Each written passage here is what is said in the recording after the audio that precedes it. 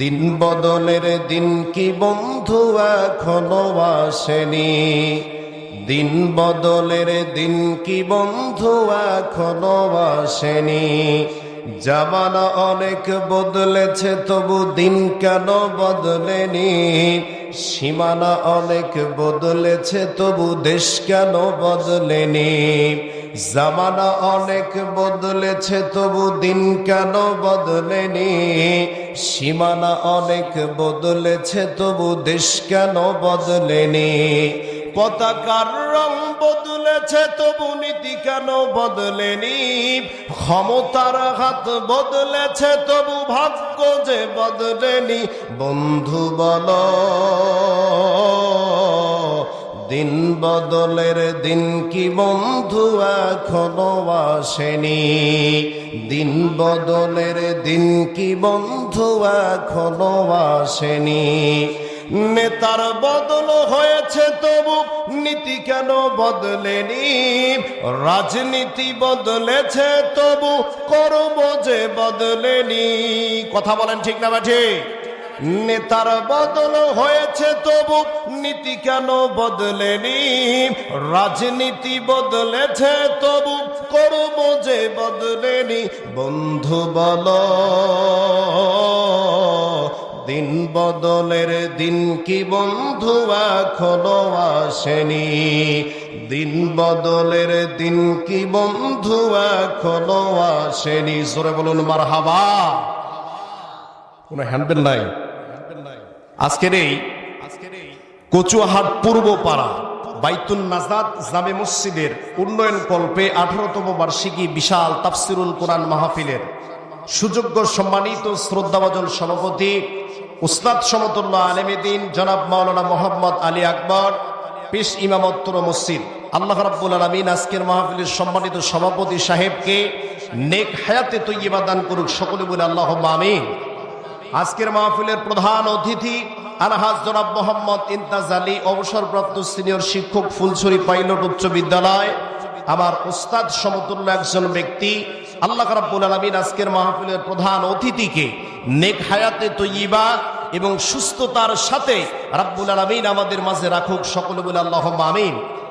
এবং আমার পূর্বে আলোচনা রেখে মঞ্চ ধন্য করেছেন আমার সম্মানিত আঙ্কেল মাওলানা মোহাম্মদ ওয়াহিদুজ্জামান ফারুকী, MMA সহকারী শিক্ষক, কানাইপাড়া দাখিল মাদ্রাসা। আজকের মাহফিল পরিচালনায় যিনি ছিলেন মাওলানা মোহাম্মদ আবুল কালাম আজাদ, সহকারী শিক্ষক, খামার ধনারুহা দাখিল মাদ্রাসা। এবং আজকের মাহফিলের বিশেষ অতিথি, আমন্ত্রিত অতিথিবৃন্দ, আজকের মাহফিলের প্রধান আকর্ষণ আমার সামনে বসা আমার সম্মানিত বয়োজ্যেষ্ঠ বয়কনিষ্ঠ পিত্ত সমতুল্য মুরব্বীগণ, পদ্মার আলোয় অবস্থানত আমার সম্মানিতা পর্দানিশী অবলা সরলা আবেদা সালেহা রূপবতী গুণবতী সুজলা সুফলা বাংলার মা ও বোনেরা, মাইকের আওয়াজ যতদূর পর্যন্ত যায় সর্বরত আমার মুসলমান ভাইয়েরা, বিভিন্ন রাজনৈতিক দলের সম্মানিত নেতা কর্মী ভাইয়েরা, সকলকে লক্ষ্য করে আনুষ্ঠানিকতার মধ্য দিয়ে আমি আপনাদের সঙ্গে সালাম বিনিময় করতেছি। আশা করছি সালামের জবাব আপনারা জোরে সোরে দেবেন। আসসালামু আলাইকুম ওয়া রাহমাতুল্লাহ। সমস্ত প্রশংসা সুবহান খ্যাতি সেই মহান রব্বুল আলামিনের দরবারে, যে মহান রব্বুল আলামিন আজকে আমাদেরকে এত সুন্দর একটা পরিবেশে কোরআনের ময়দানে কোরআনের কথা শোনার জন্য রব্বুল আলামিন আমাদেরকে একত্রিত হওয়ার মতো তৌফিক দান করে দিয়েছেন। এই জন্য সে আল্লাহর দরবারে অন্তরের অন্তর গভীর স্থল থেকে মহব্বতের সহিত কালিমাতুর শুকর আদায় করি, সকলে বলে আলহামদুলিল্লাহ। হয় নাই সকল প্রকার অবহেলিতা অমনোযোগিতা কাটিয়ে চিৎকার করে বলুন আলহামদুলিল্লাহ।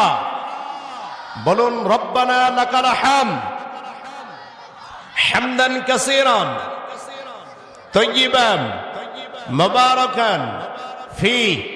প্রশংসা আদায় করলাম কার? একটু কথা বলেন, প্রশংসা আদায় করলাম কার? প্রশংসা আদায় করলে খুশি হন কে? সুখে থাকলে প্রশংসা আদায় করব কার? দুঃখে থাকলে প্রশংসা আদায় করব কার? সর্বাবস্থায় শুধুমাত্র একমাত্র প্রশংসা পাওয়ার মালিক কে? ওই আল্লাহর দরবারে আমরা চিৎকার করে বলুন আলহামদুলিল্লাহ।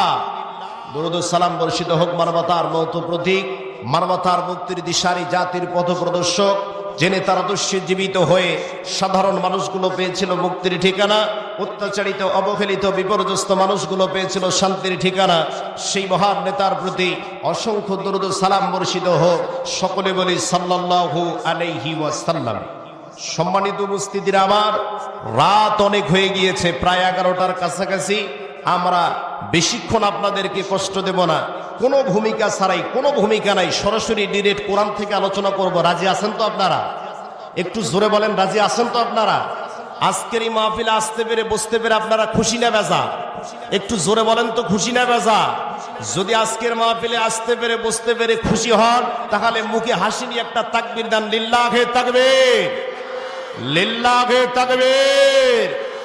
তাকবীর যখন দিবেন দুইটা হাত টান টান করে উঁচু করে আল্লাহকে দেখাবেন এবং এত জোরে তাকবীর দিবেন যে তাকবীরের আওয়াজে এলাকার ভিতরে রামপন্থী, বামপন্থী, নাস্তিক, মুরতাদ, বেঈমান যদি থাকে তাদের কলিজার ভিতরে যেন ভূমিকম্পের সৃষ্টি হয়। এবং আপনাদের তাকবীরের আওয়াজে যে মানুষগুলো এলাকায় ঘোরাফেরা করতেছে ওরা যেন মাহফিল প্যান্ডেলের মধ্যে এসে বসে পড়ে, এমন তাকবীর দেওয়ার দরকার আছে না নাই? জোরে বলেন, আছে না নাই? শুধুমাত্র তাই নয়, আল্লাহ রাব্বুল আলামিন পবিত্র কোরআনুল কারীমের সূরা মুদাসসিরের ভিতরে বলেন, ওয়া রাব্বাকা ফাকাব্বির। নবী আমার, আপনি পৃথিবীর মানুষদেরকে জানায়া দেন, পৃথিবীর ভিতরে উচ্চ আওয়াজে যদি কোনো স্লোগান দিতে হয়, পৃথিবীর ভিতরে কারো নাম নিয়ে যদি কোনো স্লোগান দিতে হয়, তাহলে সেই স্লোগান কোনো নেতার নামে হবে না, সেই স্লোগান কোনো নেত্রীর নামে হবে না, সেইটা হবে শুধুমাত্র একমাত্র আল্লাহর নামে। কথা বলেন ঠিক না বা ঠিক?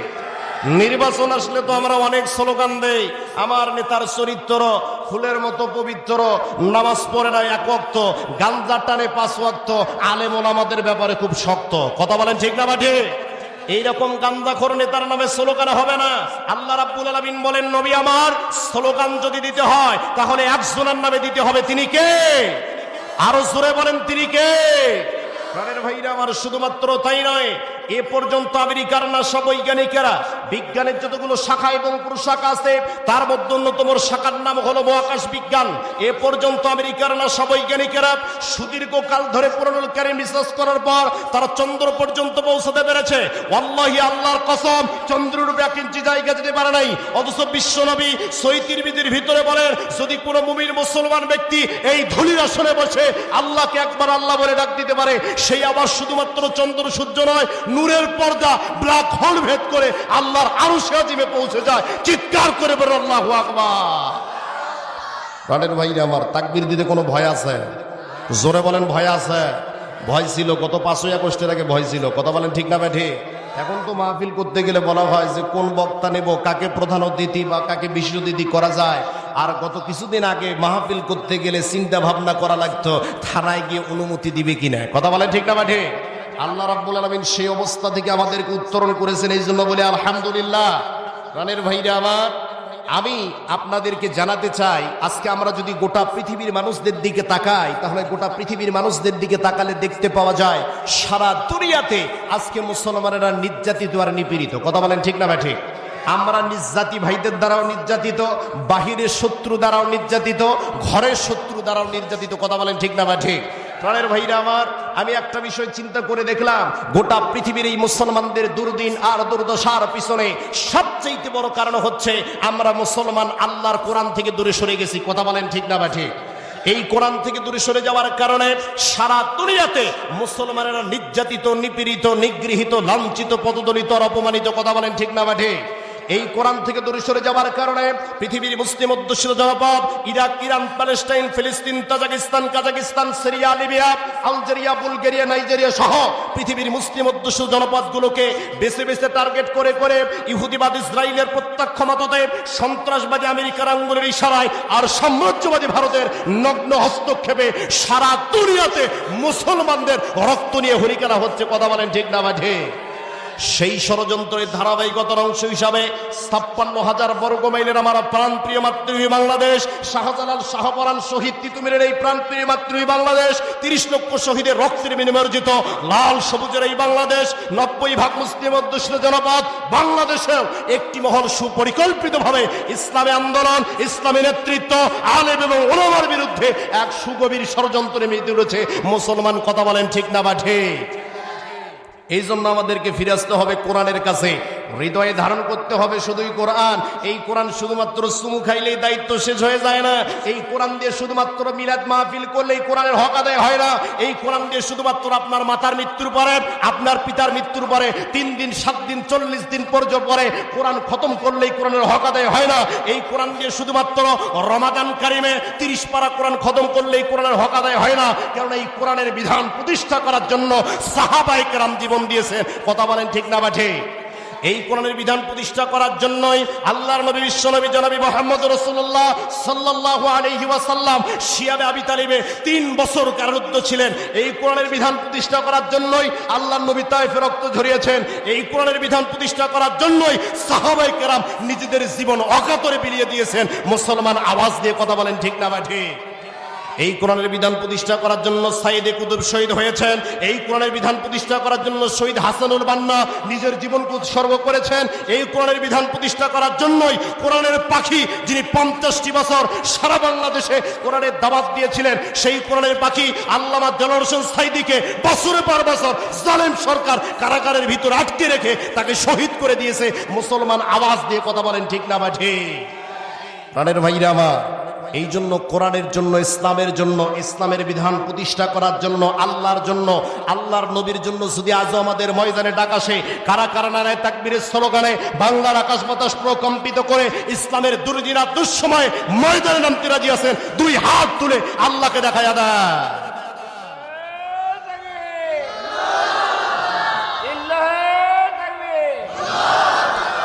নারে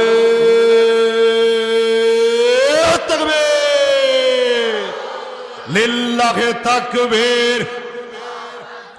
আল কোরআনের আলো, আল হাদিসের আলো, আলেম ওলামা যেখানে, পোলা আছে যেখানে, ঠিকই বলেছেন, পোলা আছে যেখানে আমরাও আছি সেখানে। কথা বলেন ঠিক না বেঠে? প্রাণের ভাইরা, কথা আসলেই সত্য। গত কিছুদিন আগে খবরে দেখলাম ফেসবুকে যে ব্রাহ্মণবাড়িয়াতে একটা বিয়ে বাড়িতে কাজিয়া লাগছে, কাজিয়া লাগি 2 জন আহত হয়, হাসপাতালে ভর্তি। কারণ হলো একটাই, গোস্ত কম হয়েছে। কি কম হয়েছে? প্রাণের ভাইরা আমার, এই জন্য আর কোনো ভূমিকা নয়, সরাসরি ডিরেক্ট কোরআন থেকে আলোচনা করব। আমি আবারও বলতেছি যে ভাইয়েরা একটু পেছনে আসেন, একটু সামনের দিকে আসেন, পেছনের ভাইদেরকে বসার সুযোগ করে দেন। প্রাণের ভাইরা আমার, আলোচনা শুরুর পুরো মুহূর্ত দিয়া আমি আপনাদেরকে প্রশ্ন করতে চাই, এই যে কোরআনটা আল্লাহ নাজিল করেছেন, এই কোরআন কাদের জন্য নাজিল করেছেন? একটু জিকির করেন তো, পেছনের ভাইগুলোর সামনে আসেন। লা ইলাহা, জোরে লা ইলাহা, জায়গা পরিবর্তন করেন। লা ইলাহা, জোরে লা ইলাহা। সামনে আসেন, সামনে আসেন। লা ইলাহা, লা ইলাহা ইল্লাল্লাহু মুহাম্মাদুর রাসূলুল্লাহ সাল্লাল্লাহু। প্রাণের ভাইরা আমার, আলোচনা শুরুর পুরো মুহূর্ত দিয়ে আপনারা শিক্ষিত মানুষ, আমি আপনাদেরকে প্রশ্ন করতে চাই, এই যে কোরআনটা আল্লাহ নাজিল করেছেন, এই কোরআন কাদের জন্য নাজিল করেছেন? একটু সবাই মিলে বলেন, একটু জোরে বলেন, কাদের জন্য নাজিল করেছেন? কেউ বলতেছেন মুমিনদের জন্য, কেউ বলতেছেন মুসলমানদের জন্য, আবার কেউ বলতেছেন আমাদের জন্য। দেখেন রাব্বুল আলামিন কি বলেন। রাব্বুল আলামিন ডাক দিয়ে বলেন, হাযা বায়ানুল লিন্নাসি ওয়া হুদাও ওয়া মাউইযাতুল লিল মুত্তাকিন।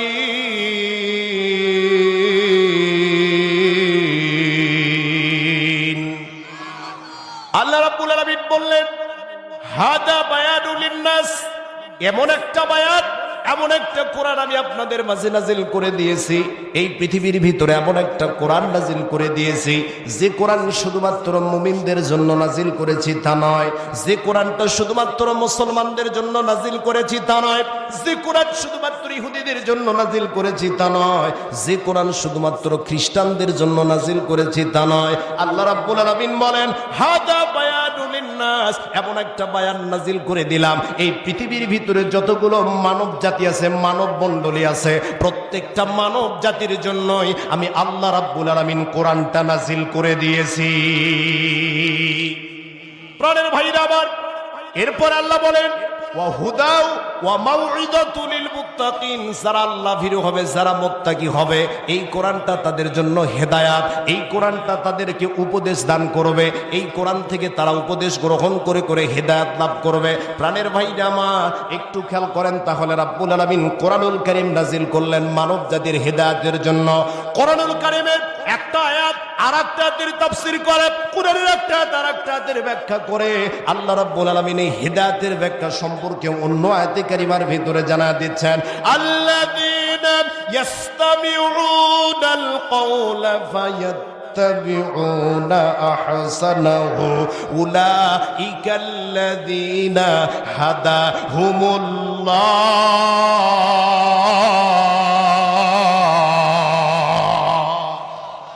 আল্লাহ রাব্বুল আলামিন বললেন, আল্লাযীনা ইয়াসতামিউনাল কাওলা, যারা কোরআনটাকে শুনতেছে এবং ভবিষ্যতে শুনবে।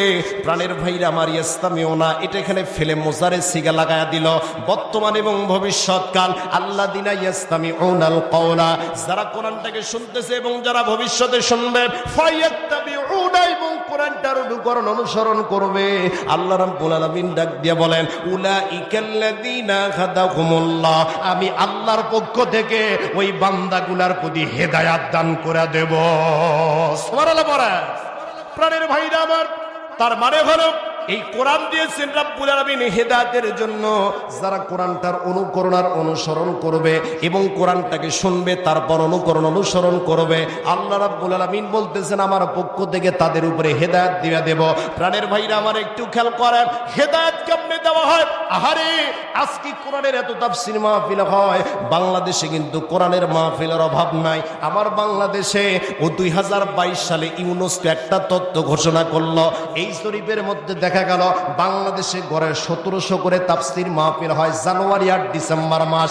প্রাণের ভাইরা আমার, শুধুমাত্র তাই নয়, 22,000 ইন্ডেক্সধারী আলিয়া মাদ্রাসার দেশ আমার সোনার বাংলাদেশ, অসংখ্য অগণিত কওমি মাদ্রাসার দেশ আমার সোনার বাংলাদেশ, অসংখ্য অগণিত হাফিজিয়া মাদ্রাসার দেশ আমার সোনার বাংলাদেশ। এত এত কোরআনের কথা, এত এত কোরআনের তাফসীর, এরপরও বাংলাদেশে কিন্তু চুরি কমলো না, বাটপারি কমলো না। আগে চুরি হতো অ্যানালগ কায়দায়, আর বর্তমানে চুরি হয় ডিজিটাল কায়দায়। কথা বলেন ঠিক না বা ঠিক? খারাপ লাগতেছে আপনাদের? আলোচনায় যাচ্ছি, খেয়াল করে প্রাণের ভাইরা আমার। তাহলে এত এত কোরআনের মাহফিল, এত এত কোরআনের তাফসীর চলে, তারপরও বাংলাদেশে হেদায়েত হলো না।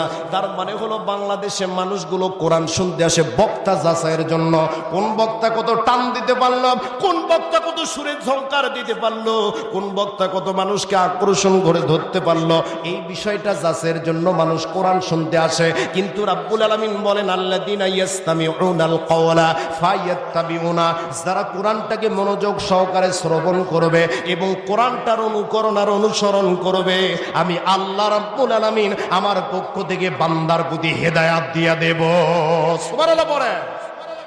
প্রাণের ভাইরা আমার, খেয়াল করেন, এই কোরআনকে আপনি মানুষকে হেদায়েত করে একটু খেয়াল করেন। ধরেন আজকে আপনি ঢাকা চলে যাবেন অথবা চট্টগ্রামে চলে যাবেন। এই ঢাকা যাওয়ার জন্য রংপুর মেডিকেল মোড় অথবা আমাদের গাইবান্ধার বাস স্ট্যান্ড থেকে রাত 12টার দিকে নাবিল গাড়ি ছেড়ে দেয়। এই নাবিল গাড়িতে আপনার সিট নাম্বার হলো গোল্ডেন 4 অথবা J4। এখন আপনি রাত 12টার দিকে আপনার সিটে গিয়ে বসে পড়লেন। সিটে গিয়ে বসে পড়ার পরে রাত 12টার দিকে নাবিল গাড়ির ড্রাইভার যখন চাবিটা অন করে দিল, প্রাণের ভাইরা আমার, আপনারা খেয়াল করে দেখবেন এই নাইট কোচগুলোর সামনে একটা নয়, দুইটা নয়, অসংখ্য নাল নীল আলো জ্বলে। কথা বলেন ঠিক না বা ঠিক?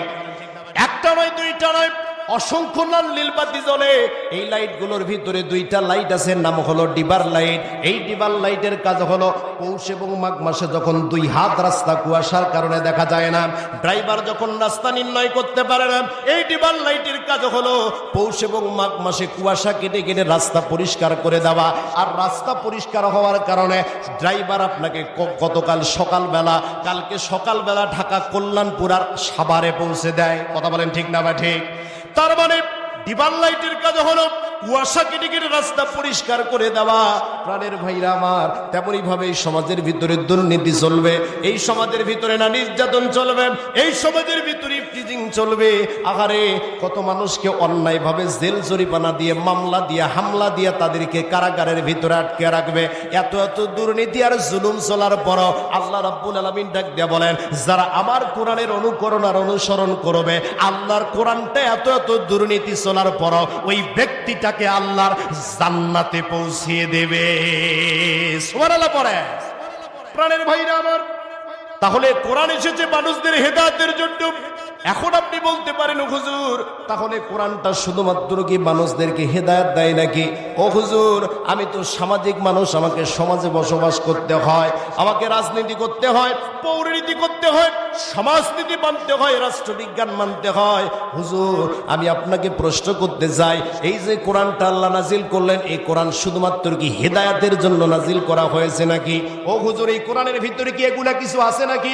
আপনি যদি কোরআনের কাছে এই প্রশ্ন উপস্থাপন করেন, কোরআন রে সমাজে বসবাস করার কারণে 5 বছর পর নির্বাচন অংশগ্রহণ করতে হয়, পৌরনীতির বিষয়গুলো মানতে হয়, সমাজনীতির বিষয়গুলো মানতে হয়, ও কোরআন তোমার ভিতরে কি এগুলা কিছু আছে নাকি?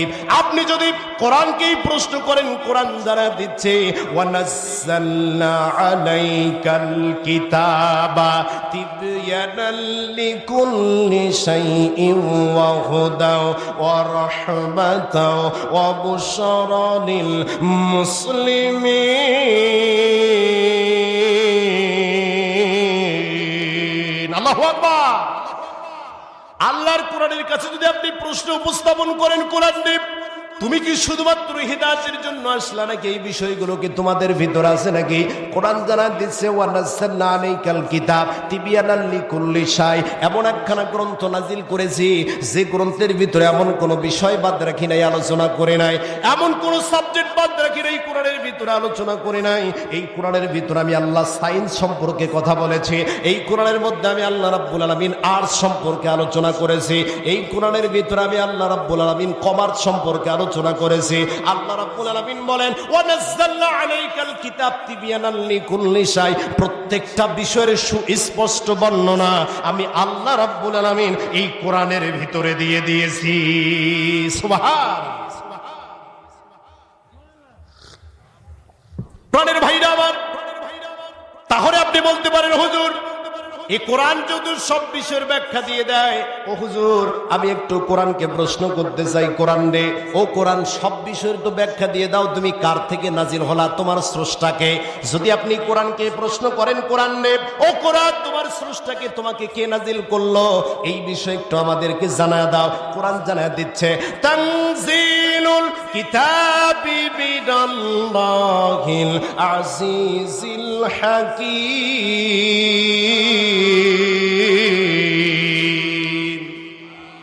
আল্লাহর কোরআন জানা দিচ্ছে, তানজিলুল কিতাবি মিনাল্লাহিল আজিজিল হাকীম।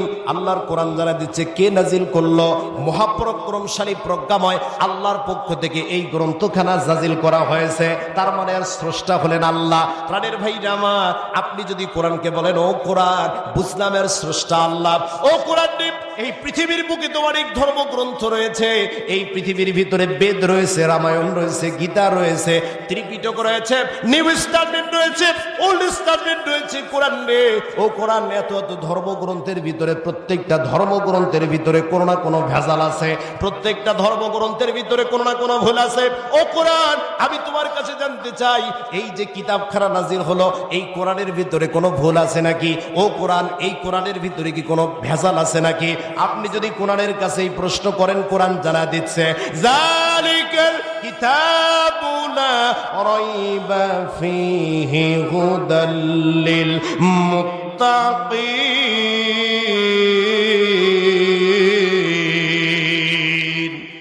ওরে মুসলিম তুই আজও কেন বসে, ওরে মুসলিম তুই আজও কেন বসে, চারদিকে আজ মা বোনেরই কান্নার আওয়াজ আসে, আবার বিশ্ববাজি ভরে গেছে মুসলমানের লাশে। ওরে মুসলিম তুই আজও কেন বসে, চোখ কান সূর্যে বোবার মতো থাকবি কতকাল, দুনিয়ার এই রং তামাশায় হইয়া বাতাল। আরে তোর চেহারায় বীর খালিদের, আরে তোর চেহারায় বীর ওমরের প্রতিচ্ছবি ভাসে। ওরে মুসলিম তুই আজও কেন বসে? লিল্লাহে তাকবীর। খারাপ লাগতেছে আপনাদের? একটু জোরে বলেন না কেন খারাপ লাগতেছে? প্রাণের ভাইরা আমার খেয়াল করেন। তাহলে আপনি যদি বলেন ও কোরআন রে তোমার ভিতরে কোনো ভেজাল আছে নাকি, ভুল আছে নাকি? আল্লাহর কোরআন যারা দিচ্ছে যালিকাল কিতাবুল লা রাইবা ফি, এটা এমন একটা গ্রন্থ, ভেজাল তো দূরের কথা, ভুল তো দূরের কথা, এই কোরআনের ভিতরে সন্দেহ করার মতো কোনো বিষয় আমি আল্লাহ রাখি না। সুবহানাল্লাহ পড়ে। প্রাণের ভাইরা আমার, তাহলে কোরআন আপনি যে বিষয়ের প্রশ্ন চান সেই বিষয়ের উত্তর দিয়ে দেয়। প্রাণের ভাইরা আমার, যদি আপনি বলেন হুজুর এই কোরআনকে কেন নাজিল করা হলো, এই কোরআন নাজিলের কারণটাকে একটু আমাদেরকে জানায়া দেন, কোরআনটাকে প্রয়োজনটা কি দুনিয়ার বুকে? আপনি যদি কোরআনের কাছে জানতে চান কোরআন রে ও কোরআন তোমাকে কেন নাজিল করা হলো, আল্লাহর কোরআন জানা দিচ্ছে কিতাবুন আনজালনাহু ইলাইকা লিতুখরিজান নাসা মিনাস সুলুমাতি ইলান নূর।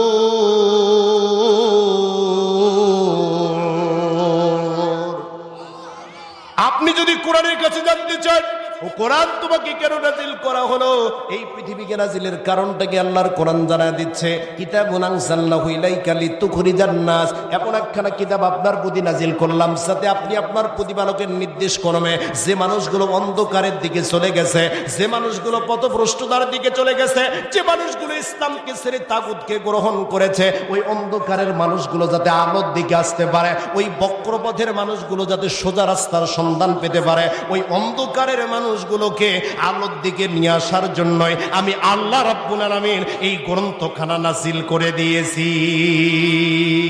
সুবহানাল্লাহ। প্রাণের ভাইরা আমার, তাহলে কোরআনকে আপনি যে প্রশ্ন করলেন, কোরআন আপনাকে সেই প্রশ্নের উত্তর দিয়ে দিচ্ছে। এখন আপনি বলবেন হুজুর এগুলো তো বুঝলাম, ও হুজুর আমরা বর্তমান সমসাময়িক বিষয় নেতা নিয়ে খুব কথা হচ্ছে, কথা বলেন ঠিক না বা ঠিক? নেতৃত্ব নিয়ে খুব কথা হচ্ছে, হুজুর আমরা নেতা সম্পর্কে কোরআনের কাছে একটু জানতে চাই, এই কোরআনের ভিতরে কি নেতা নিয়ে কোনো আলোচনা আছে নাকি, নেতৃত্ব নিয়ে কোনো আলোচনা আছে নাকি, হুজুর নেতার বৈশিষ্ট্য নিয়ে কোনো আলোচনা আছে নাকি কোরআনের ভিতরে? আপনি যদি এই প্রশ্ন কোরআনের কাছে উপস্থাপন করেন, আল্লাহর কোরআন যারা দিচ্ছেন আল্লাযীনা مكنهم في الأرض أقاموا الصلاة وآتوا الزكاة وأمروا بالمعروف ونهوا عن المنكر। الله أكبر বলে। আপনি যদি বলেন হুজুর কোরআনের ভিতর কি নেতা নিয়ে কোন আলোচনা আছে নাকি, আল্লাহর কোরআন জানা দিচ্ছে আল্লাযীনা ইম্মাক্কান্নাহুম ফিল আরদি, আমি যদি তাদেরকে পৃথিবীর বুকে প্রতিষ্ঠিত করে ইসলামিক নেতার হাতে যদি ক্ষমতা দিয়ে দেয়, তাহলে ইসলামিক নেতা ক্ষমতায় যাওয়ার পরে তাদের বৈশিষ্ট্য হবে 4টা। কয়টা? একটু জোরে বলেন না কেন, কয়টা? তাদের বৈশিষ্ট্য হবে 4টা। নাম্বার 1 বৈশিষ্ট্য আল্লাহ রাব্বুল আলামিন দিচ্ছেন আকামুস সালাতা, ক্ষমতায় যাওয়ার পরে তারা নামাজ প্রতিষ্ঠা করবে। প্রাণের ভাইরা আমার, নামাজকে তারা গ্রহণ করবে, নিজে তো নামাজ পড়বেই, মানুষদেরকে নামাজ পড়ার জন্য উৎসাহ করবে। 2 নাম্বার হলো ওয়া আতুজ যাকাতা, এবং তারা যাকাত প্রদান করবে। আর বর্তমানে গত 17 বছরে এমন নেতৃত্ব আমরা দেখেছি, যাকাত দেওয়া তো দূরের কথা, উল্টে আরো জনগণের সম্পদ তছরূপ করে। কথা বলেন ঠিক না বা ঠিক? যাকাত দেওয়া তো দূরের কথা, ওরা একটা প্রজেক্ট থেকে যত কোটি কোটি টাকা আত্মসাৎ করেছে, বাংলার মানুষকে নিঃস্ব করে দিয়েছে। কথা বলেন ঠিক না বেটে?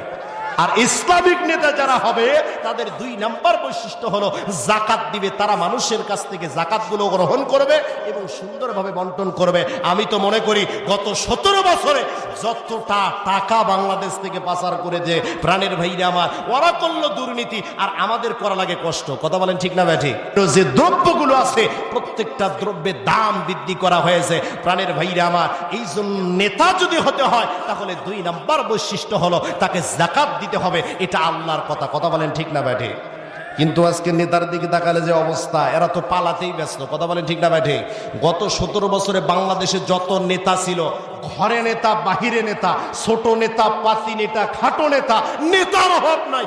বাংলাদেশ থেকে যদি গেলে নেতা বাহিরের দেশে এক্সপোর্ট আর ইম্পোর্ট করার ব্যবস্থা থাকতো, আমি মনে করি বাংলাদেশ নাম্বার 1 হতো। কথা বলেন ঠিক না ব্যাটি? এখানে নেতার অভাব নাই, ঘরে ঘরে নেতা। কথা বলেন ঠিক না ব্যাটি? এলাকার এমপি সাহেব পালিয়ে বেড়াচ্ছ কেন? এলাকার নেতা সাহেব পালিয়ে বেড়াচ্ছ কেন? শুনেছি দুদুকের খাতায় তোমার নাম, হাইরে শুনেছি দুদুকের খাতায় তোমার নাম। আগে কি সুন্দর দিন কাটাইতাম আমরা, আগে কি সুন্দর দিন কাটাইতাম। নেতা বলতেছে বর্ষাকাল আইতো কি যে ভালো লাগতো, রিলিফের মাল পাইয়া আনন্দ করতাম। বর্ষাকাল আইতো কি যে ভালো লাগতো, রিলিফের মাল পাইয়া আনন্দ করতাম।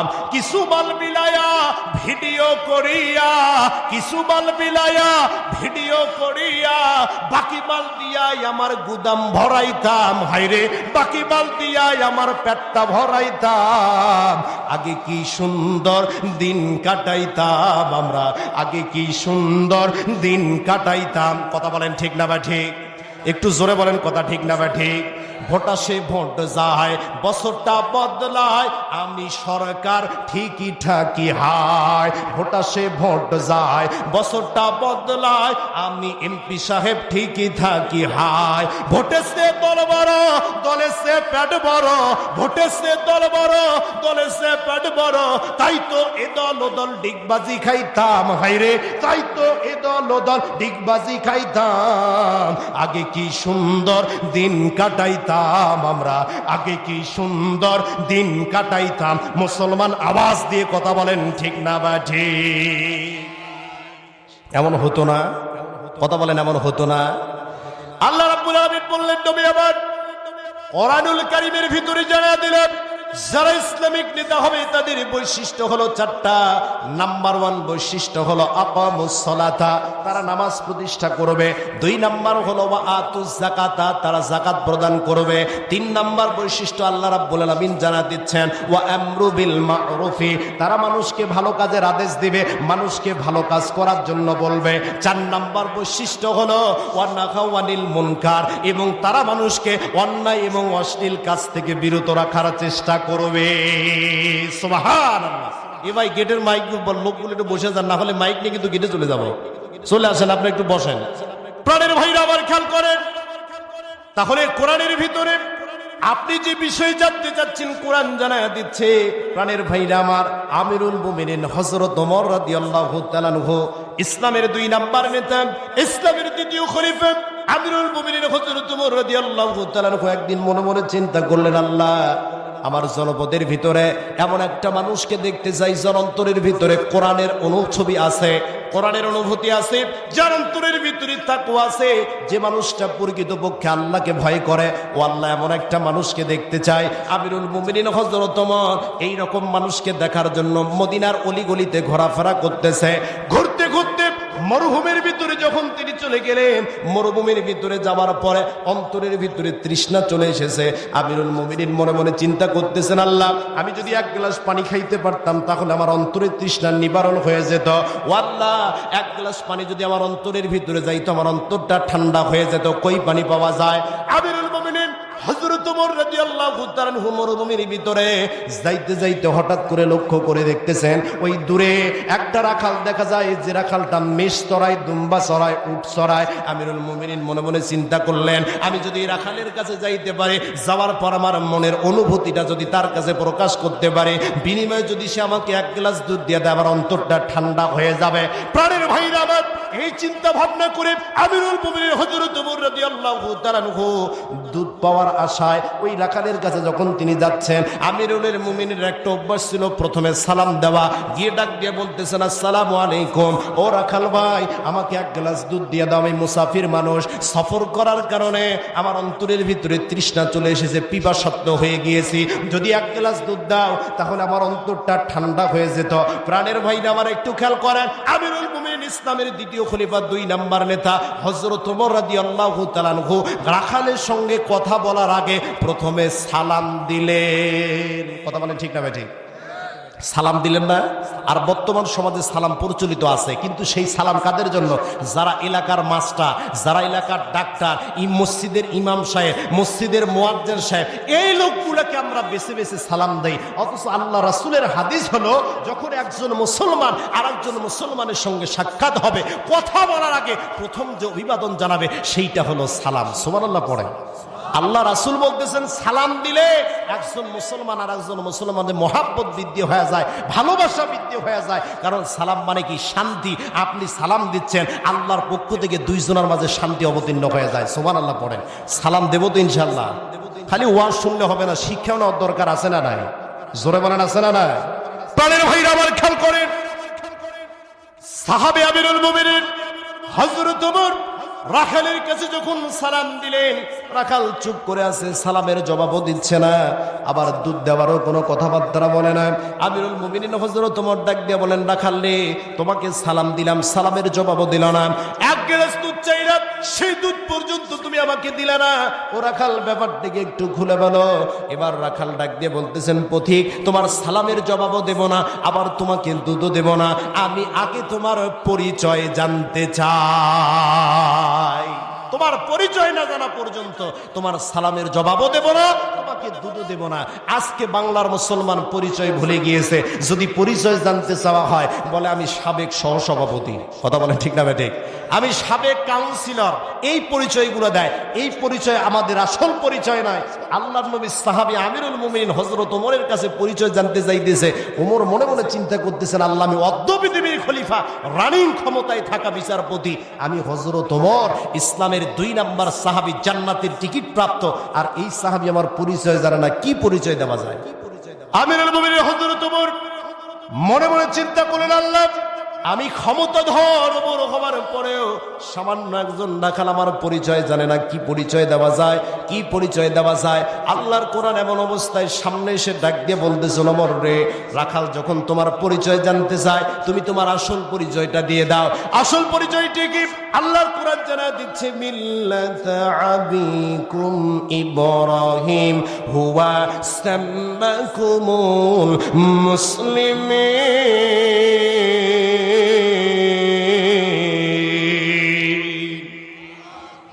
আল্লাহর কোরআন জানা দিচ্ছে, ওমর রে, রাখাল যখন তোমার পরিচয় জানতে চায়, তুমি তোমার আসল পরিচয়টা দাও। আসল পরিচয় কি? মিল্লাত শব্দের অর্থ হলো জাতি, আবিকুম শব্দের অর্থ হলো তোমাদের পিতা, মানে তোমাদের জাতির পিতা ইব্রাহিম। আমাদের জাতির পিতার নাম কি? একটু জোরে বলেন না কেন? আমাদের জাতির পিতার নাম কি? জাতির পিতা ইব্রাহিম, বাকি সব ঘোড়ার ডিম। কথা বলেন ঠিক না বা ঠিক?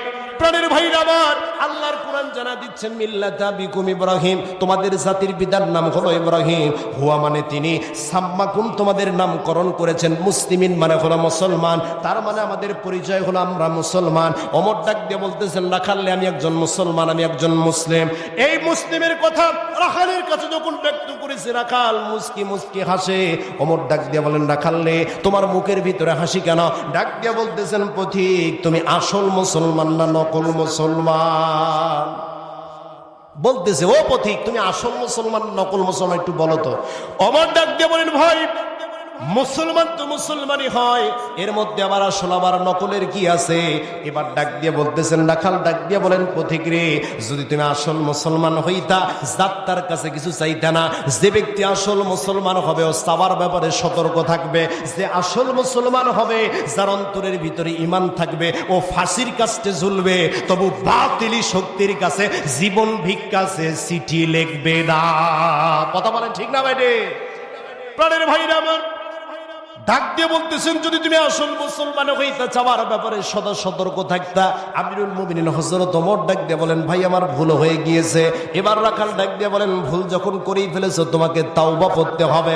ওমর মনে মনে চিন্তা করেন, আল্লাহ, ইসলামিক রাষ্ট্র ব্যবস্থা কত সুন্দর, আল্লাহর কোরআনের আইন কত সুন্দর। আমি প্রেসিডেন্ট ওমর যদি ভুল করি, একজন রাখালও আমাকে তওবা পড়াইতে পারে।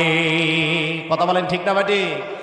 আল্লাহর নবী সাহাবী আমিরুল মুমিনিন হযরত ওমরকে ডাক দিয়ে বলতেছেন রাখাল ডাক দিয়ে বলেন পথিক রে, ভুল যখন করেছো তোমাকে তওবা করতে হবে। তুমি মূর্খ মানুষ, কেমনে তওবা করবা? হযরত ওমরকে ডাক দিয়ে বলতেছেন তুমি মূর্খ মানুষ, কেমনে তওবা করবা? আমি আপনাকে তওবা পড়াই। প্রাণের ভাই আমার এখানে যে ভাইয়েরা বসে আছেন, যারা ইশার সালাত আদায় করেন নাই আজকে, যদি আপনি এখন মারা যান তাহলে কিন্তু কবরে প্রথমে সালাত সম্পর্কে জিজ্ঞেস করা হবে। কথা বলেন ঠিক না বা ঠিক? এই ওয়াজ শুনতে এসেছেন ভালো কথা, কিন্তু এর আগে 4 রাকাত ফরজ নামাজ ছিল আপনার জন্য, আল্লাহ আপনার উপরে ফরজ বিধান করেছেন, আপনি আদায় করতে পারেন নাই। প্রাণের ভাইরা আমার এই ওয়াজ দিয়ে কোনো লাভ হবে না যদি নিজের জীবন আর নিজের কর্ম পদ্ধতি পরিবর্তন না হয়। কথা বলেন ঠিক না বেটি? আমি জুবাইরের মতো হাজার বক্তা মরে যাবে, বাংলাদেশে ইসলাম কায়েম হবে না যদি জনগণ কোরআন না গ্রহণ করে। কথা বলেন ঠিক না বেটি? প্রাণের ভাইরা আমার রাখাল ডাক দিয়ে বলেন তুমি মূর্খ মানুষ, তওবা কেমনে পড়বা? আমি তোমাকে তওবা পড়াচ্ছি, সবাই আমার সাথে বলুন আস্তাগফিরুল্লাহ রাব্বি মিন কুল্লি যামবি ওয়া আতুবু ইলাই। রাখাল যখন তওবা পড়ালেন, এবার হযরত ওমর ডাক দিয়ে বলেন ভাই রাখাল, আল্লাহর ওয়াস্তে আমাকে এক গ্লাস দুধ দিয়ে দাও। আগে বলেছিল রাখাল ভাই এক গ্লাস দুধ দাও, এবার ডাক দিয়ে বলতেছেন আল্লাহর ওয়াস্তে আমাকে এক গ্লাস দুধ দিয়ে দাও। রাখাল ডাক দিয়ে বলেন পথিক রে, তুমি তওবা করার পরে আবার মুনাফিকি করলা। আল্লাহু আকবার বলেন না? তুমি তওবা করে পড়বে আবার মুনাফিকি করলাম। সেই বলছে মুনাফিক হযরত ওমরের চেহারা রাগে লাল হয়ে গিয়েছে। মুনাফিক হওয়ার জন্য 3টা বৈশিষ্ট্য থাকা লাগে। আমিরুল মুমিনিন হযরত ওমর ডাক দিয়ে বলেন এই রাখাল, মুখে যা আসে তাই বলতে পারো না, তুমি কি এমন মুনাফিকের গুণ পাইলা যার জন্য আমাকে বলতেছো মুনাফিক? রাখাল ডাক দিয়ে বলতেছেন পথিক রে, তোমার মুখে একটা আর তোমার অন্তরে আর একটা। বলে কেমনে? বলে তুমি এখানে আসছো হেনে, যতক্ষণ পর্যন্ত আসছো ততক্ষণ আমাকে বলেছো রাখাল ভাই আমাকে এক গ্লাস দুধ দিয়ে দাও। রাখাল মানে হলো আমি উটের মালিক না, আমি গরুগুলো চড়াই, দুম্বাগুলো চড়াই, উটগুলো চড়াই। আর রাখালের কাছে যেহেতু আমি উটের মালিক না, আল্লাহর হস্তে কেন তার চাইতেও যদি বড় কিছু বলো, তোমাকে দুধ দেওয়ার মতো ক্ষমতা আমার নাই। আল্লাহু আকবার বলে। যদি তুমি দুধ দিতে চাও, বুদ্ধি একটা দিতে পারে। কি বুদ্ধি দিতে চাও? ডাক দিয়ে বলতেছেন সেই বুদ্ধিটা হলো এখান থেকে 8 থেকে 10 মাইল দূরে মালিকের বাড়ি। যদি তুমি দুধ নিতে চাও তাহলে মালিকের বাড়িতে যাইতে হবে, যাবার পর মালিকের কাছ থেকে অনুমতি নিতে হবে। সে যদি অনুমতি দেয় তারপর আমি তোমাকে এক গ্লাস দুধ দিয়ে দেব।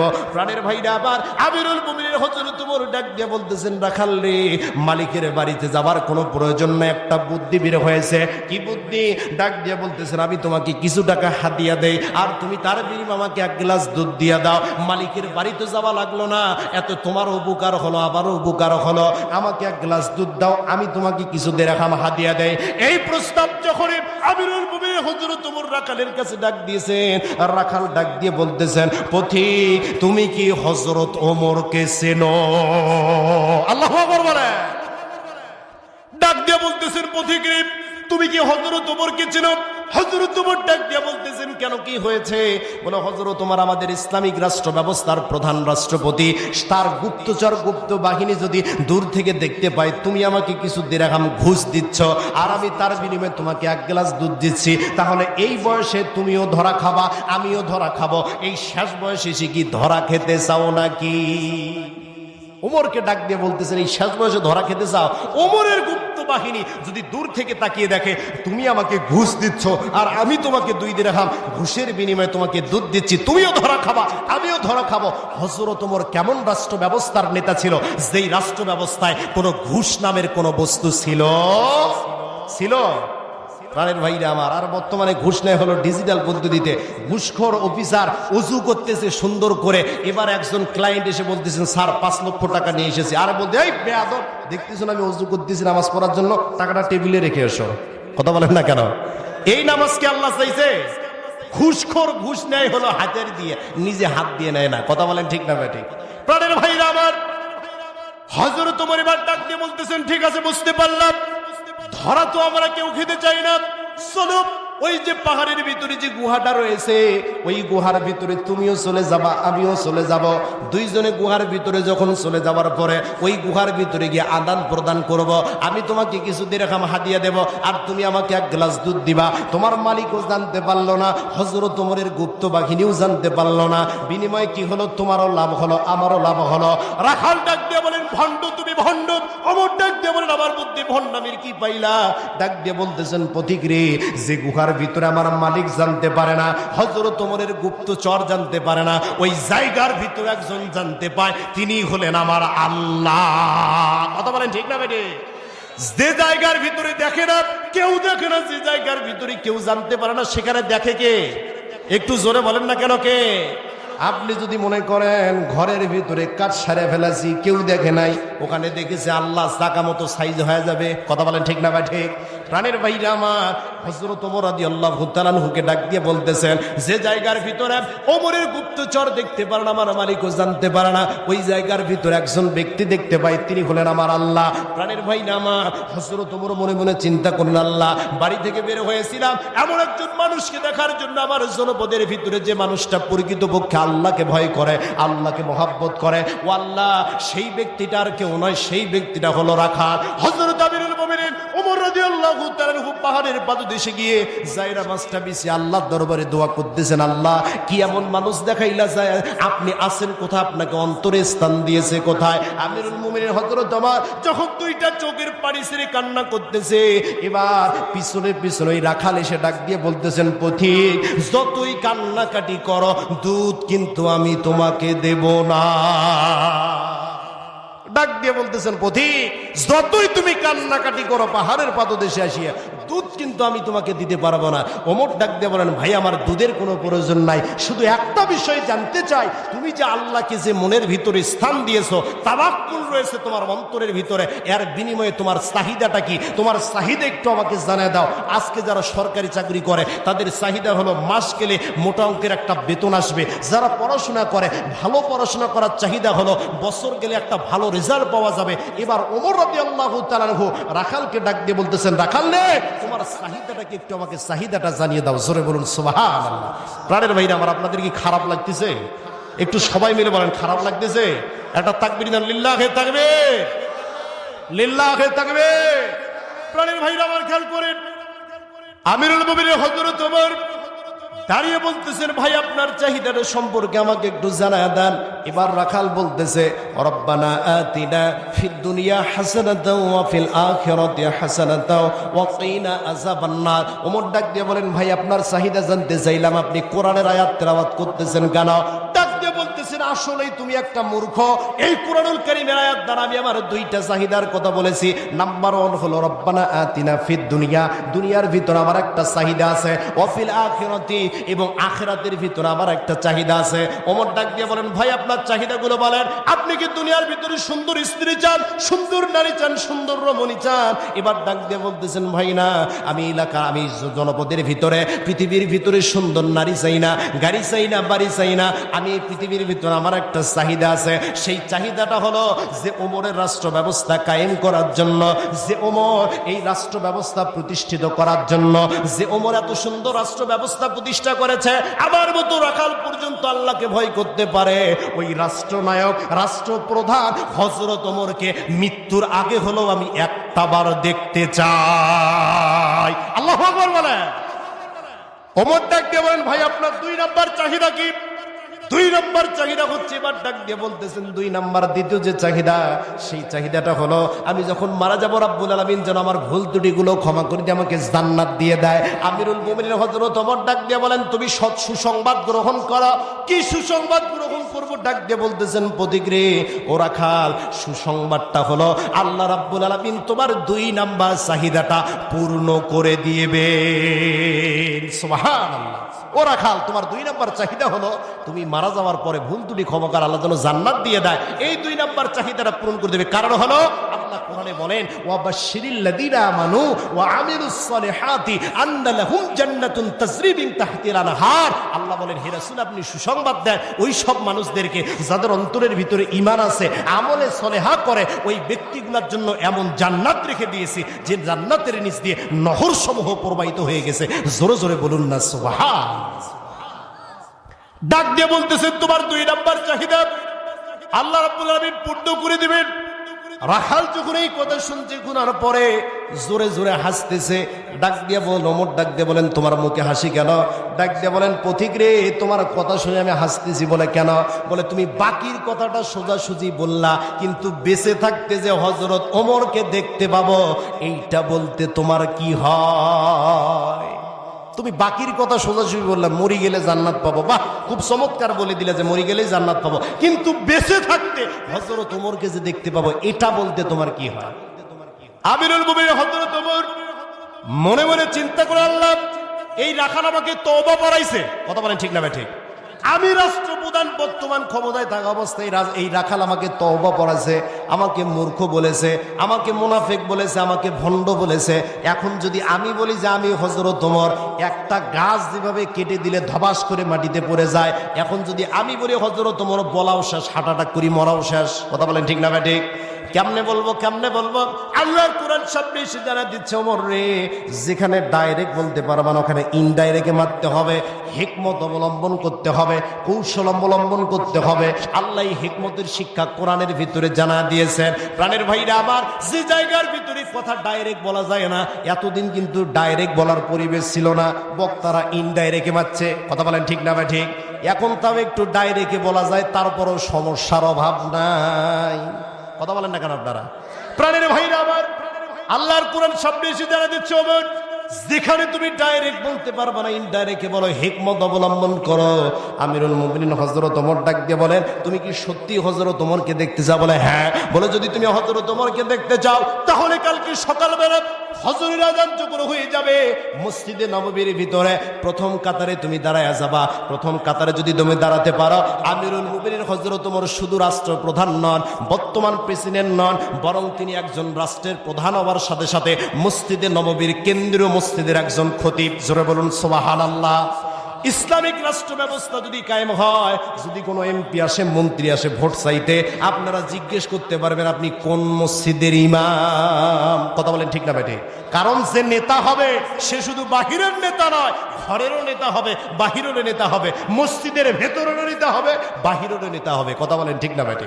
প্রাণের ভাইরা আমার, হযরত ওমর ডাক দিয়ে বললেন, যদি তুমি হযরত ওমরকে দেখতে চাও, কালকে সকালবেলা তোমাকে ফজরের নামাজের সময় মসজিদে নববীর ভিতরে যেতে হবে, এবং মসজিদে নববীর ভিতরে গিয়ে প্রথম কাতারে দাঁড়াতে হবে। সেখানে যখন হযরত ওমর নামাজ পড়ানোর জন্য আসবে, তুমি তাকে দেখতে পারবা। প্রাণের ভাইরা আমার, এই কথা শোনার পর রাখাল ডাক দিয়ে বলেন, পথিক রে, তুমি কি আমাকে চেনো? ওমর ডাক দিয়ে বলেন, তোমাকে চেনার কি আছে? তুমি হলে রাখাল, উট চড়াও, দুম্বা চড়াও, মেষ চড়াও। বলতেছেন, তাহলে এই কথা কেন বললা? আরে আমি তো জীবনে মসজিদে নববীর ভেতরে যাওয়ার সাহস পাই নাই। কারণ হলো, আমার চিন্তা ভাবনা, ভেতরে আল্লাহ রাসূলের সব দামি দামি সাহাবী, আমার মতো রাখাল কি আর ভেতরে জায়গা পাবে নাকি? আমিরুল মুমিনিন হযরত ওমর ডাক দিয়ে বলেন, ও রাখাল, ভেতরের গুলা দামি সাহাবী আর বাহিরের গুলা কম দামি সাহাবী, এই কথা তোমার অন্তরের ভিতরে কে ঢুকাইলো? ডাক দিয়ে বলতেছে, এটা আমার অনুভূতি। আমি মনে করি ভেতরের আল্লাহ রাসূলের দামি দামি সাহাবী রয়েছে, আমার মতো গরিব আর কম দামি সাহাবী কোনোদিন মসজিদে নববীর ভেতরে যায় নাই। আর তুমি বলতেছো প্রথম সারিতে। আল্লাহর নবী সাহাবী আমিরুল মুমিনিন হযরত ওমর ডাক দিয়ে বলেন, রাখাল রে, কোনো কথা শুনতে চাই না। যদি তুমি সত্যি দুনিয়ার চাহিদা পূরণ করতে চাও, আল্লাহর নবী সাহাবী হযরত ওমরকে দেখতে চাও, তাহলে আগামীকাল সকালবেলা তোমাকে ফজরের নামাজের সময় মসজিদে নববীর প্রথম সারিতে দাঁড়াতে হবে। সুবহানাল্লাহ। প্রাণের ভাইরা আমার, কালকে সকালবেলা, পরের দিন সকালবেলা মসজিদে নববীর মুয়াজ্জিন যখন আযান দিচ্ছে, আল্লাহু আকবার, আল্লাহু আকবার, হাইয়া আলাস সালাহ, হাইয়া আলাস সালাহ, নামাজের জন্য এসো, এই যখন আযান দিচ্ছে, আহ্বান করতেছে, এই রাখাল দৌড়ে চলে গেছে ওযু করার জন্য। ওযু করার পরে সিনাটা টান টান করে মসজিদে নববীর যখন বারান্দায় আসছেন, আহারে, এত যাবত মসজিদে নববীর বারান্দায় নামাজ পড়েছে, আজকে ভেতরে যাবে, মোসামে আলাদা। কথা বলেন ঠিক না ভাই? ঠিক।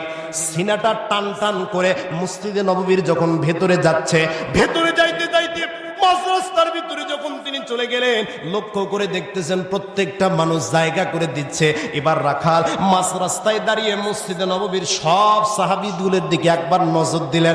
নজর দেওয়ার পর মনে মনে চিন্তা করলেন, আল্লাহ, আমি এতদিন মনে করেছিলাম ভেতরের গুলা দামি দামি সাহাবী, আর আমি হলাম কম দামি সাহাবী, আর আজকে রাখাল যখন আমি মসজিদে নববীর ভিতরে ঢুকি, সব মানুষ আমাকে জায়গা করে দেয়, তার মানে আমিও যা, এরাও তা।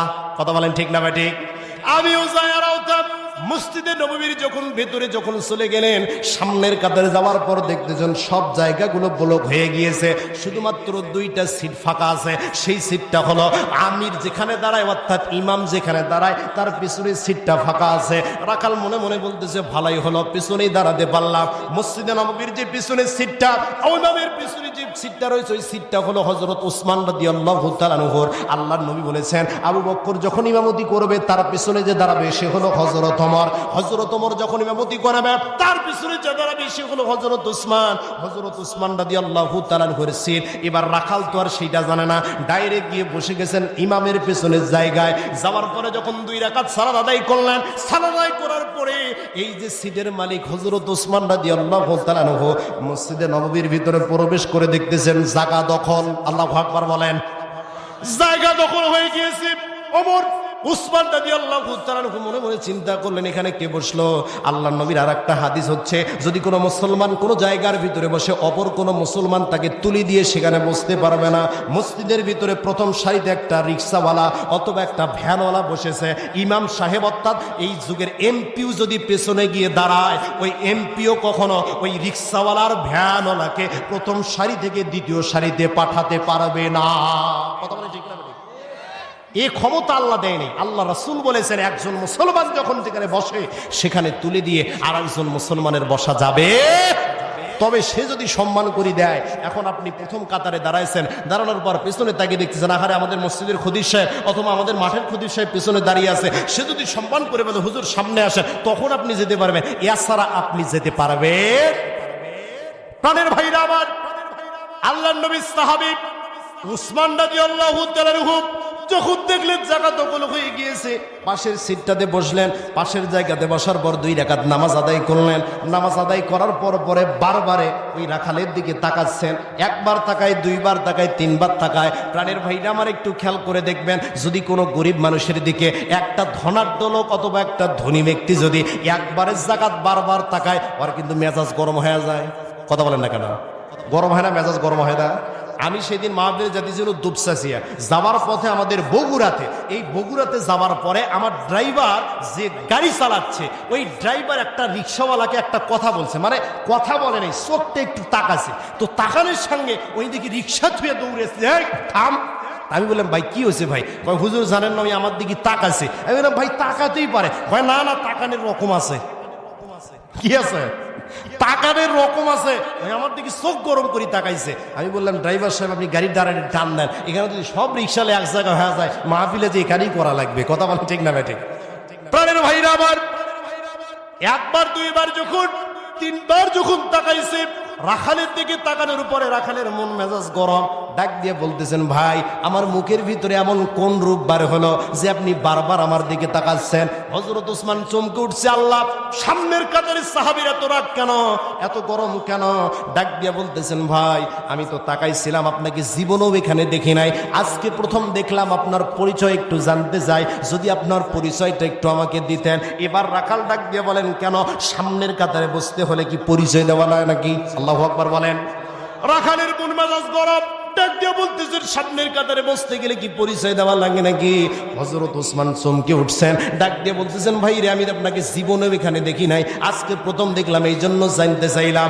রাখাল ডাক দিয়ে বলে আমি কোনোদিন এখানে আসি নাই, আর জীবনেও এখানে আসবো না, শুধুমাত্র একটা বার এসেছি দেখার জন্য। দেখা যখন হয়ে যাবে, দেখা হওয়ার সঙ্গে সঙ্গে আমি চলে যাব। প্রাণের ভাইরা আমার, হযরত ওসমান রাদিয়াল্লাহু তাআলা আনহু ডাক দিয়ে বলতেছেন একদিন এসেই দেখতে চান? আমি আজকে কত বছর ধরে নামাজ পড়ি, দেখতে একদিনও পারি নাই। আল্লাহু আকবার বলেন। কারণ হলো ওসমান দেখতে চায় আল্লাহকে, আর রাখাল দেখতে চায় আল্লাহ মানে হযরত ওমরকে। কথা বলেন ঠিক না ভাই? আল্লাহ রাসূল বলেছেন তা'বুদুল্লাহা কাআন্নাকা তারাহু ফাইন লাম তাকুন তারাহু ফাইন্নাহু ইয়ারাক। আল্লাহর নবী বলেছেন যখন ইবাদত করবা এমন ভাবে ইবাদত করবা মনে হয় তুমি আল্লাহকে দেখতেছো, আর আল্লাহকে যদি না দেখতে পাও মনে করবে তিনি তোমাকে দেখতেছেন। কথা বলেন ঠিক না ভাই? আর আমরা যখন ইমামতে আমরা নামাজে দাঁড়াই, নামাজে দাঁড়ানোর পর একটা মশা যদি লাগে তাও লাভ মারি উঠি। কথা বলেন ঠিক না ভাই? প্রাণের ভাইরা আমার, আল্লাহর নবীর সাহাবী উসমান রাদিয়াল্লাহু তাআলা আনহু ডাক দিয়ে বলতেছেন ভাই আপনি একদিন এসে দেখতে চান? আজকে আমি কত বছর ধরে নামাজ পড়ি দেখতে পারি না। রাখাল ডাক দিয়ে বলেন তাহলে তোমার চোখের সমস্যা আছে। তোমার চোখের সমস্যা আছে, আজকে এসেছি আমার হাতটা শক্ত করে ধরো। আর হাতটা যদি শক্ত করে ধরতে পারো, আজকে আমিও দেখব, তোমাকেও দেখাবো, দুইজন মিলিয়ে দেখবো, চিন্তার কোনো কারণ নাই। সাহাবীদের মধ্যে সবচেয়ে নম্র আর ভদ্র সাহাবী ছিল হযরত ওসমান রাদিয়াল্লাহু তাআলা আনহু। হাতটা যখন শক্ত করে ধরছেন, এবার রাখালের এই চিন্তা ভাবনা হলো, আজকে রাখাল আমাকে দেখাবে। প্রাণের ভাইরা আমার, আমি কি ঘটনাটা শেষ করব? একটু জোরে বলেন না কেন শেষ করব? শেষ পর্যন্ত কি আপনারা থাকবেন? কারা কারা থাকবেন? এক হাত তুলি দেখান। এক হাত, এক হাত, এক হাত। একটু নারা দেন দেখি ইনশাল্লাহ। নারায়ে তাকবীর, লিল্লাহি তাকবীর। আল্লাহ আপনাদের হাতকে কবুল করে নিক, সকলে বলে আল্লাহুম্মা আমিন। অবশ্যই আমি আলোচনা শেষ করব। আর আমি এমন কোনো বক্তা নই যে হাঁকাও 1 থেকে 10-12টা লাইন ধরলাম, একটাও শেষ করতে পারলাম না, এমন আলোচনা হবে না। যেটা আলোচনা ধরবো ওটা স্টেজে শেষ হবে, তারপরে নামবো। এতে রাত থাক না হলে যাক। কথা বলেন ঠিক না বেটি? প্রাণের ভাইরা আমার, খেয়াল করেন, যেহেতু তাফসীরুল কোরআন মাহফিল, আমি আপনাদের সামনে প্রথমে একটা আয়াতে কারিমা তেলাওয়াত করেছিলাম। এই ঘটনা এই ফান পর্যন্ত রাখলাম। মসজিদে নববীর ভিতরে 5 মিনিট লাগবে শেষ করতে, অবশ্যই আপনাদেরকে শোনাবো। প্রাণের ভাইরা আমার, আমি প্রথমে একটা আয়াতে কারিমা তেলাওয়াত করেছিলাম। এই আয়াতে কারিমা একটু আমার সাথে পড়েন। অকালাল্লাযীনা কাফারু লা তাসমাউ লিহাদাল কুরআন ওয়ালগাউ ফিহি লাআল্লাকুম তাগলিবুন।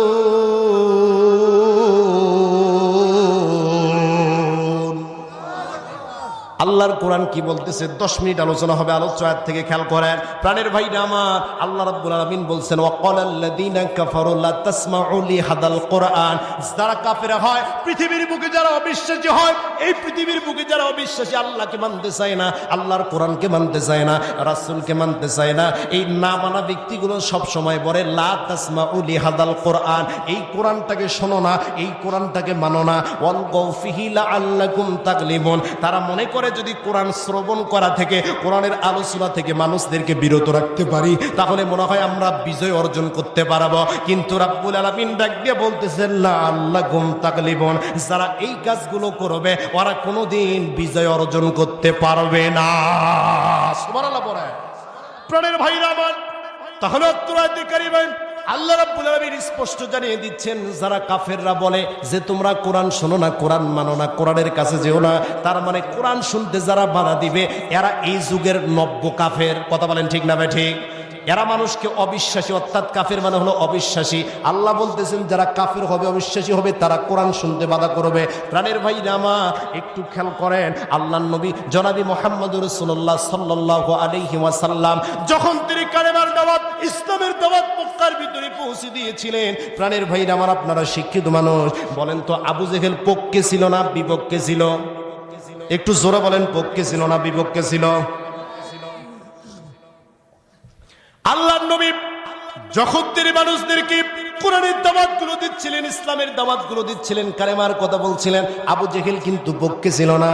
আবু জেহেল সব সময় চিন্তা করত আল্লাহর নবীর দ্বীনকে, ধর্মকে, ইসলামকে কেমনে ছোট করা যায়, কেমনে দাবায়া দেওয়া যায়। কিন্তু রাব্বুল আলামিন ডাক দিয়ে বলেন, ও দুনিয়ার মানুষেরা, পৃথিবীর মানুষেরা শুনে নাও, ইন্না নাহনু নাযালনা যিকরা ওয়া ইন্না লাহু লাহাফিজুন। এই কোরআন নাজিল করেছি আমি, এর হেফাজতের দায়িত্ব আমি আল্লাহ। পৃথিবীর ভিতরে যত কাফের আসুক, পৃথিবীর ভিতরে যত বেঈমান আসুক, পৃথিবীর ভিতরে যত নাস্তিক আসুক, সব নাস্তিকগুলো যদি একত্রিত হয়ে কোরআনের আলোকে আর ইসলামের আলোকে আলেম ওলামাদের কণ্ঠকে রোধ করতে চায়, আমি আল্লাহ ওদেরকেই চিরতরে বন্ধ করে দেব, কোরআন বন্ধ হবে না। কথা বলে ঠিক না বেটে? প্রাণের ভাইরা আমার, আবু জেহেল সবসময় চিন্তা করত কোরআনের আলোকে, ইসলামের আলোকে কেমনে নিভা দিতে যায়। প্রাণের ভাইরা আমার, আল্লাহর নবীকে যখন কোনোভাবে পারতেছিল না, সব রকমের ষড়যন্ত্র বৃথা, সব রকমের প্রচেষ্টা যখন বৃথা হয়ে যাচ্ছে, প্রাণের ভাইরা আমার, এমন সময় এই আবু জেহেল মনে মনে চিন্তা করলো, আহারে এমন ভাবে যদি চলতে থাকে আমি লাহবের তো ব্যবসা টিকবে না, আমি আবু জেহেলের তো ব্যবসা টিকবে না, মানুষগুলো আর মূর্তি পূজা করবে না, মানুষগুলো আর অগ্নি পূজা করবে না, আমার ব্যবসায় লাল বাতি ধরে যাবে। এই ব্যবসাকে যদি টিকিয়ে রাখতে চায় তাহলে যে কোনো মূল্যে আমার যে ভাতিজা মুহাম্মদ তাকে আটকাতে হবে। তাকে যদি আটকাতে না পারি তাহলে আমার ব্যবসা টিকবে না। প্রাণের ভাইরা আবার, সব ষড়যন্ত্র যখন বৃথা হয়ে গেল, মনে মনে চিন্তা করলো বাহিরের দেশ থেকে সাহায্য নেওয়া লাগবে। বাহিরের দেশের ভিতরে তৎকালীন সময়ে সিরিয়ার গভর্নর হাবিব বিন মালিক ছিল একজন ক্ষমতাধর বাদশাহ, একজন ক্ষমতাধর ব্যক্তি, এমন ক্ষমতাধর ব্যক্তি যার সম্পর্কে তাওরাত ছিল, ইনজিল ছিল, জাব্বুরের জ্ঞানের অধিকারী ছিলেন। প্রাণের ভাইরা আমার, এই আবু জাহেল ওই নেতার কাছে চিঠি লিখতেছেন, হাবিব বিন মালিকের কাছে চিঠি লিখতেছেন, নেতা এই মক্কার ভিতরে এমন একটা যুবকের আবির্ভাব হয়েছে, নাম হলো মুহাম্মদ। সে সব সময় মানুষদেরকে ধর্মান্তরিত করে, কোরআনের কথা বলে, ইসলামের কথা বলে, মানুষদেরকে আল্লাহর দিকে আহ্বান করে। আর এইটা যদি আমরা বন্ধ না করতে পারি, আপনার ব্যবসাও টিকবে না, আমার ব্যবসাও টিকবে না। প্রাণের ভাইরা আমার, এই চিঠি লেখার পরে আবু জেহেল যখন ওই চিঠি নিয়ে সিরিয়ার ভিতরে চলে গেলেন, সিরিয়ার ভিতরে চলে যাওয়ার পর হাবিব বিন মালিককে চিঠি দিয়েছে। হাবিব বিন মালিক চিঠি পরে ডাক দিয়ে বলতেছেন, আবু জেহেল রে, এখন আমার কি করা লাগবে একটু আমাকে বলে দাও, আমার করণীয় কি একটু আমাকে বলে দাও। ডাক দিয়ে বলতেছেন, নেতা গো, আমি আপনার কাছে এই জন্য এসেছি, আপনি যে কোনো মূল্যে হোক ওই ব্যক্তিটাকে থামাতে হবে। বলতেছেন আমার ভাতিজা হয়, কথা বলেন ঠিক না ভাই? ঠিক বলতেছে না যে আমার ভাতিজা হয়। যখন বললেন ঠিক আছে, তাহলে তুমি মক্কার ভিতরে চলে যাও, আমি ব্যবস্থা গ্রহণ করব। ডাক দিয়ে বলেন, নেতা কেমনে একটু ব্যবস্থা করবেন একটু আমাকে বলে। বলতেছেন, আবু জেহেল রে, তুমি মক্কার ভিতরে চলে যাবা, মক্কার ভিতরে যাওয়ার পর ওই মক্কা মদিনার মাঝখানের ভিতরে একটা স্টেজ প্রস্তুত করবা, একটা মঞ্চ প্রস্তুত করবা। ওই মঞ্চের ভিতরে, ওই মঞ্চ যখন প্রস্তুত করবা, ওই মঞ্চের ভিতরে দুইটা মঞ্চের ভিতরে সুন্দর করে প্রস্তুত করার পরে সবগুলো লোককে ইনভাইট করবা, দাওয়াত দিবা। সবগুলো লোক যখন সেখানে আসবে, আমি তোমার ভাতিজাকে অর্থাৎ মোহাম্মদ নামের যুবকটাকে তিনটা প্রশ্ন করব। একটা হলো শরীয়তের প্রশ্ন, 2 নাম্বার হলো মারিফতের প্রশ্ন, 3 নাম্বার হলো আত্মাদিক প্রশ্ন। এই তিনটা প্রশ্নের উত্তর যদি সে সঠিক দিতে পারে, তাহলে বুঝবো সে আসল নবী, অর্থাৎ আল্লাহর পক্ষ থেকে প্রেরিত নবী। আর যদি সে উত্তর না দিতে পারে, বুঝবো সে নবী নয়, তার বিরুদ্ধে ব্যবস্থা গ্রহণ করা হবে। প্রাণের ভাইরা আমার, আবু জেহেল ডাক দিয়ে বলতেছেন, নেতা যদি 3টা প্রশ্নের উত্তর সঠিক দেয় তারপরে কি হবে? ডাক দিয়ে বলতেছেন, অবশ্যই তারপরে ব্যবস্থা আছে, আমি তো একা যাব না, সঙ্গে 12,000 সেনা নিয়ে যাব।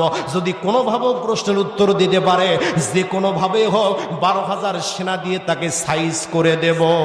নাউজুবিল্লাহ পড়েন।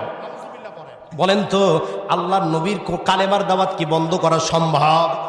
একটু জোরে বলেন না কেন সম্ভব? প্রাণের ভাইরা আমার, খেয়াল করেন, আবু জেহেল বাড়িতে চলে আসলো। মক্কার ভিতরে আসার পরে মঞ্চ প্রস্তুত করেছে, বুদ্ধি করে মঞ্চের উপরে 2টা চেয়ার রাখলো। একটা হলো স্বর্ণের চেয়ার, আর একটা হলো রৌপ্যের চেয়ার। ওর চিন্তা ভাবনা হলো, স্বর্ণ খচিত যে চেয়ারটা রাখলাম, এই চেয়ারের ভিতরে আমার নেতা হাবিব বিন মালিক বসবে, আর যে রৌপ্য খচিত চেয়ারটা, এই চেয়ারের ভিতরে আমি আবু জেহেল সভাপতির দায়িত্ব পালন করব। 2 জন মিলে যখন চেয়ারের উপরে বসবো, মঞ্চের উপরে আর কোনো চেয়ার থাকবে না। আমার ভাতিজা যখন চলে আসবে, জমিনের ভিতরে নামায়া বসা, অর্থাৎ মাটির ভিতরে বসায় ওকে অপমান করব, অপদস্থ করব। দুষ্ট লোকের দুষ্ট বুদ্ধি, যারা দুষ্ট বুদ্ধির হয়, এরা সবসময় চিন্তা করে আলেম ওলামাদেরকে কেমনে অপমান করা যায়, আলেম ওলামাদেরকে কেমনে অপদস্থ করা যায়। কিন্তু আল্লাহ রাব্বুল আলামিন বলেন, এই আলেমদের সম্মান আর মর্যাদা আমি আল্লাহ রাব্বুল আলামিন দিয়েছি, এর হেফাজতের দায়িত্ব আমি আল্লাহ রাব্বুল আলামিন নিয়েছি। সুবহানাল্লাহ পড়েন। আলেমদেরকে কতভাবে অপমান করতে দেওয়া হলো, অপদস্থ করা হলো, কিন্তু কোন আলেমকে অপমান অপদস্থ করতে পারে নাই। প্রাণের ভাইরা আমার, একটু খেয়াল করেন, লম্বা ঘটনা সংক্ষেপ করে বলতেছি। এবার যখন আবু জেহেল চেয়ার প্রস্তুত করেছে, দিনক্ষণ সব ঠিক হয়ে গেল। হাবিব বিন মালিক সিরিয়া থেকে 12,000 সেনা নিয়ে প্রস্তুত হয়েছে মক্কার ভিতরে আসার জন্য। মক্কার ভিতরে যখন আসতেছে, মক্কার ভিতরে যতগুলো লোক ছিল, ছোট লোক বড় লোক, এবং সবগুলো লোকের যখন ছিল, এই সবগুলো লোককে যখন তাকে অভিবাদন জানানোর জন্য, স্বাগত জানানোর জন্য মক্কার দুয়ারের ভিতরে, দরজার ভিতরে দাঁড়িয়ে আছে, গেটের ভিতরে দাঁড়িয়ে আছে। প্রাণের ভাইরা আবার, হাবিব বিন মালিক 1 নয় 2 নয় 12,000 সেনা নিয়ে যখন মক্কার ভিতরে প্রবেশ করেছে, প্রবেশ করার পরে, প্রবেশ করার সাথে সাথে মক্কার ছোট বড় নারী পুরুষ সবগুলো লোক তাকে অভিবাদন জানানো। অভিবাদন জানানোর পরে স্টেজে যখন নিয়ে যাওয়া হলো, স্টেজে নিয়ে যাওয়ার পরে আবু জেহেল ডাক দিয়ে বলতেছেন, ও নেতা, আপনার জন্য এই সুন্দর চেয়ারের ব্যবস্থা করে রেখেছি, স্বর্ণ খচিত চেয়ার, আপনি চেয়ারটাতে বসুন, আর রৌপ্য খচিত চেয়ার, এটা সভাপতির আসন, এটা আমি বসবো। প্রাণের ভাইরা আমার, এবার যখন 2 জন 2 চেয়ারে বসবে, সব লোক সামনের দিকে বসে আছে। এবার ডাক দিয়ে বলতেছেন, হাবিব বিন মালিক ডাক দিয়ে বলেন, আবু জেহেল রে, তুমি যাকে সাইজ করার জন্য নিয়ে আসলে, যাকে ব্যবস্থা করার জন্য নিয়ে আসলে, ওই মোহাম্মদ কি জায়গার ভিতরে আসছে নাকি? এবার ডাক দিয়ে বলতে বলতেছেন না না, সেখানে আসলে আমার ভাতিজা তো এমন লোক, আপনি যত বড় নেতা হোক না কেন, ওকে যদি দাওয়াত না দেওয়া হয় আপনার মতো নেতাকে দেখার জন্য কোনোদিন আসবে না। আল্লাহু আকবার বলে।